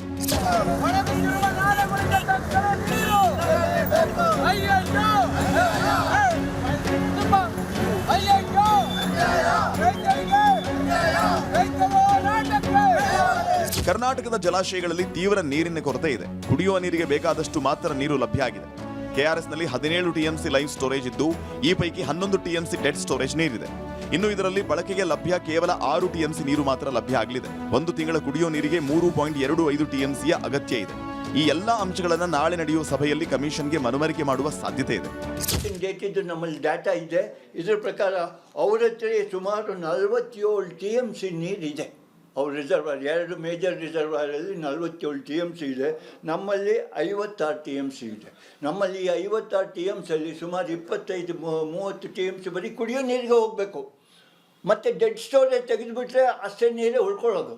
ಹಾಗಾಗಿ ನಾವಂತೂ ನೀರು ಬಿಡಲಿಕ್ಕೆ ಒಪ್ಕೊಳ್ಳೇಬಾರ್ದು. ಇದಾಗೋದಿಲ್ಲ ಅಂತ ಹೇಳಬೇಕು, ಬರವಣಿಗೆಲ್ಲೇ ಕೊಡಬೇಕು. ಆಗೋದಿಲ್ಲ ಸ್ವಾಮಿ, ನೀವೇನೋ ಆದೇಶ ಕೊಟ್ಟರೆ ನಿಮ್ಮ ಆದೇಶನ ಪ್ರಶ್ನೆ ಮಾಡಿ ನಾವು ಸುಪ್ರೀಂ ಕೋರ್ಟ್ಗೆ ಹೋಗಬೇಕಾಗತ್ತೆ. ದಯವಿಟ್ಟು ಈಗ ಆರ್ಡರ್ ಕೊಡಬೇಡಿ, ಇನ್ನೂ ಸ್ವಲ್ಪ ದಿವಸ ನಿರೀಕ್ಷೆ ಮಾಡಿ ಮಳೆ ಹೇಗೆ ಬರುತ್ತೋ ಏನೋ ಅಂತ ಕೇಳ್ಕೋಬೇಕು. ಆಮೇಲೆ ಅವ್ರಿಗೆ ನಾರ್ತ್ ಈಸ್ಟ್ ಮಾನ್ಸೂನ್ ಗ್ಯಾರಂಟಿ ಬರ್ಬೋದು. ಆ ನೀರು ಅಲ್ಲಿಗೆ ಬಂದರೆ ನಮ್ಗೆ ಹೆಂಗೆ ಕೊಡುತ್ತೆ? ಕೊಡ್ಲಿಕ್ಕೆ ಸಾಧ್ಯವಿಲ್ಲ. ನಮ್ಮ ರಿಸರ್ವರಲ್ಲಿ ಬರೋದಿಲ್ಲ. ಅವಾಗ ಏನು ಮಾಡಬೇಕು? ಹಾಗಾಗಿ ಅವಸರದಲ್ಲಿ ಡಿಸಿಷನ್ ತೊಗೊಳ್ಬೇಡಿ. ಅವ್ರ ಹತ್ರ 47 TMC ಇದೆ. ಆ ನೀರನ್ನು ಉಪಯೋಗಿಸ್ಕೊಳ್ಳಿ. ಮತ್ತು ಗ್ರೌಂಡ್ ವಾಟರ್ ಇದೆ, ಆ ಗ್ರೌಂಡ್ ವಾಟರ್ನ ಉಪಯೋಗಿಸ್ಕೊಳ್ಳಿ. ಅವ್ರು ಕೊಟ್ಟಿರೋ 10 TMC ಇನ್ನೂ ಯೂಸ್ ಮಾಡಲಿಲ್ಲ, ಅದನ್ನು ಯೂಸ್ ಮಾಡ್ಕೊಳ್ಳಿ. ಈಗ ಸದ್ಯಕ್ಕೆ ಮುಂದಿನ ಮೀಟಿಂಗಲ್ಲಿ ಮತ್ತೆ ಎಲ್ಲ ಪರಿಸ್ಥಿತಿ ನೋಡ್ಕೊಂಡು ಮಾಡ್ಬೋದು. ಈಗಂತೂ ದಯವಿಟ್ಟು ಆರ್ಡರ್ ಕೊಡಬೇಡಿ ಅಂತ ನಾವು ಪಕ್ಕಾ ಹೇಳಬೇಕು. ನಾಳೆ CWRC ಮುಂದೆ ಕಾವೇರಿ ನೀರಿಗಾಗಿ ಕರ್ನಾಟಕ ಮತ್ತು ತಮಿಳುನಾಡು ತಮ್ಮ ವಾದ ಮುಂದೆ ಇಡಲಿವೆ. CWRC ಕರ್ನಾಟಕ ಪರ ಆದೇಶ ನೀಡಿದ್ರೆ ಓಕೆ, ಇಲ್ಲ ಆದರೆ CWRCಯ ಆದೇಶವನ್ನು CWMA ಮುಂದೆ ಪ್ರಶ್ನೆ ಮಾಡೋದಕ್ಕೆ ಸಾಧ್ಯ ಇದೆ. ಒಂದೊಮ್ಮೆ ಕಾವೇರಿ ನದಿ ನೀರು ನಿರ್ವಹಣಾ ಪ್ರಾಧಿಕಾರ ತಮಿಳುನಾಡಿನ ಪರ ಆದೇಶ ನೀಡಿದರೆ ಅದನ್ನು ಧಿಕ್ಕರಿಸಲು ಅಥವಾ ಪ್ರಶ್ನೆ ಮಾಡಲು ಕರ್ನಾಟಕ ರಾಜ್ಯ ಸರ್ಕಾರಕ್ಕೆ ಸಾಧ್ಯ ಇಲ್ಲ. CWRCಯ ಆದೇಶಕ್ಕಿಂತಲೂ CWMAನ ಆದೇಶವೇ ಅಂತಿಮ ಆಗಲಿದೆ.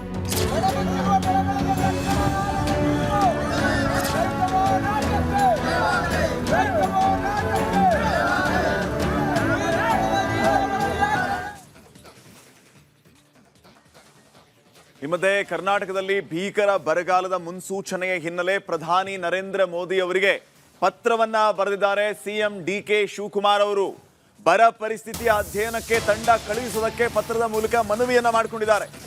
ಮೊನ್ನೆಯಷ್ಟೇ ನಿಮ್ಮ ರಿಪಬ್ಲಿಕ್ ಕನ್ನಡ ಬಂದಿದೆ ಬರಗಾಲ, ಸರ್ಕಾರ ಏನು ಮಾಡಬೇಕು, ಕೂಡಲೇ ಬರಗಾಲ ಅಂತ ಘೋಷಣೆ ಮಾಡಬೇಕು, ನಿಯಮ ಸಡಿಲಿಕೆ ವಿಚಾರವಾಗಿ ಕೇಂದ್ರ ಸರ್ಕಾರ ಜೊತೆ ಮಾತಾಡಬೇಕು, ಮನವಿಯನ್ನ ಮಾಡ್ಕೋಬೇಕು ಅನ್ನೋದ್ರ ಬಗ್ಗೆ ಅಭಿಯಾನದ ಮೂಲಕ ನಾವು ಹೇಳಿದ್ವಿ. ಈಗ ಅದರ ಮುಂದುವರೆದ ಭಾಗ ಸಿಎಂ ಡಿಕೆ ಶಿವಕುಮಾರ್ ಅವರು ಪ್ರಧಾನಿ ಮೋದಿ ಅವರಿಗೆ ಪತ್ರ ಬರೆದಿದ್ದಾರೆ. ಬರ ಪರಿಸ್ಥಿತಿಯ ಅಧ್ಯಯನಕ್ಕೆ ತಂಡ ಕಳಿಸಿ ಅಂತ ಮನವಿಯನ್ನ ಮಾಡಿಕೊಂಡಿದ್ದಾರೆ. ಕರ್ನಾಟಕಕ್ಕೆ ಅಗತ್ಯ ನೆರವು ನೀಡುವಂತೆ ಕೋರಿ ಪತ್ರವನ್ನ ಬರೆದಿದ್ದಾರೆ. ಪತ್ರದಲ್ಲಿ ಕರ್ನಾಟಕದ ಬರ ಪರಿಸ್ಥಿತಿಯ ಬಗ್ಗೆ ವಿವರಣೆಯನ್ನ ನೀಡಿದ್ದಾರೆ ಸಿಎಂ ಡಿಕೆ ಶಿವಕುಮಾರ್ ಅವರು.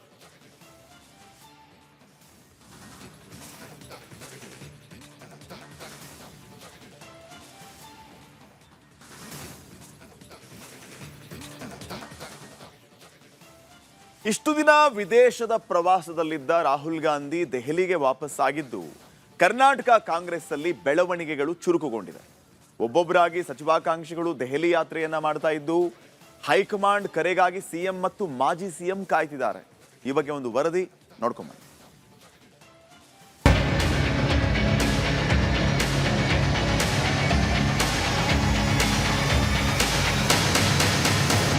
ವಿಧಾನ ಪರಿಷತ್ ಚುನಾವಣೆ ಮುಗಿತಾ ಇದ್ದಂತೆ ರಾಜ್ಯದ ಸಚಿವ ಸಂಪುಟ ವಿಸ್ತರಣೆ ಆಗುತ್ತೆ ಅನ್ನೋ ಗುಸುಗುಸು ಜೋರಾಗಿತ್ತು. ಆದರೆ ರಾಹುಲ್ ಗಾಂಧಿ ವಿದೇಶಕ್ಕೆ ಹಾರ್ತಾ ಇದ್ದಂತೆ ಸಚಿವಾಕಾಂಕ್ಷಿಗಳ ಆಶೆ ಕೂಡ ಕಮರಿತ್ತು. ಈಗ ರಾಹುಲ್ ಗಾಂಧಿ ಫಾರಿನ್ ಟೂರ್ನಿಂದ ಭಾರತಕ್ಕೆ ಮರಳಿದ್ದು ಕರ್ನಾಟಕ ಕಾಂಗ್ರೆಸ್ನಲ್ಲಿ ಸಡಗರ ಶುರುವಾಗಿದೆ. ಮಂತ್ರಿ ಸ್ಥಾನದ ಮೇಲೆ ಮನಸ್ಸಿಟ್ಟ ಶಾಸಕರು ಡೆಲ್ಲಿ ಟೂರ್ ಶುರು ಮಾಡಿದ್ದಾರೆ.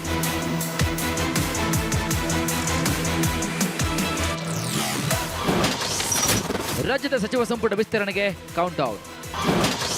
ದೆಹಲಿಗೆ ತೆರಳಲು ಡಿಕೆಶಿ, ಸಿದ್ದರಾಮಯ್ಯ ತಯಾರಿ. ಕಳೆದ 1.5 ತಿಂಗಳಿನಿಂದ ನೆನೆಗುದಿಗೆ ಬಿದ್ದಿರುವಂತಹ ಸಚಿವ ಸಂಪುಟ ವಿಸ್ತರಣೆ ಮುಂದಕ್ಕೆ ಹೋಗುತ್ತಲೇ ಇದೆ. ಇಷ್ಟು ದಿನಗಳ ಕಾಲ ರಾಹುಲ್ ಗಾಂಧಿ ವಿದೇಶಕ್ಕೆ ತೆರಳಿದ್ದ ಬಗ್ಗೆ ನೆಪವನ್ನು ಹೇಳಲಾಗ್ತಾ ಇತ್ತು.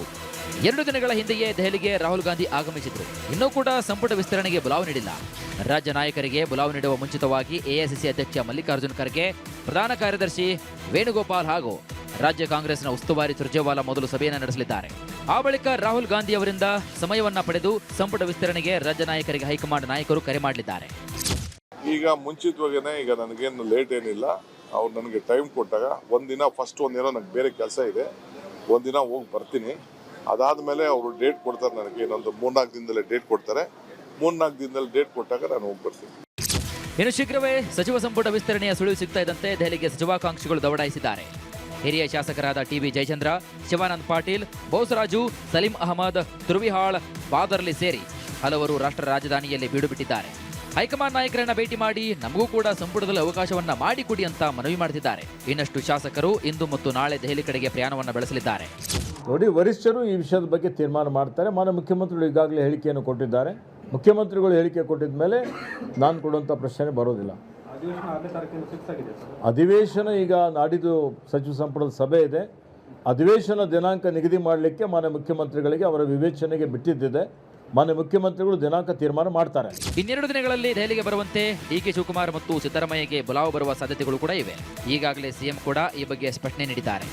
ಹೀಗಾಗಿ ಸಚಿವಾಕಾಂಕ್ಷಿಗಳು ತೀವ್ರ ಲಾಬಿಯನ್ನು ನಡೆಸ್ತಾ ಇದ್ದಾರೆ.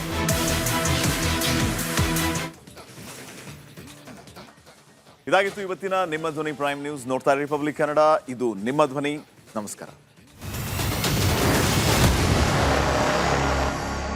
ಆರೋಗ್ಯ ಹಾಗೂ ನ್ಯೂಟ್ರಿಷನ್ ಸಿಗುತ್ತೆ ನೋಡಿ, ಬಾಡಿ ಸ್ಟ್ರಾಂಗ್ ಆಗುತ್ತೆ. ಸ್ವಲ್ಪ ತಿಂದು ಹಸಿವು ನಿಗುತ್ತೆ, ಡೈಜೆಷನ್ಗೆ ಇಲ್ಲ ಅಪಾಯ. MDH ಸೋಯಾ ಟೀ, ಅಸಲಿ ಪ್ರೋಟೀನ್. MDH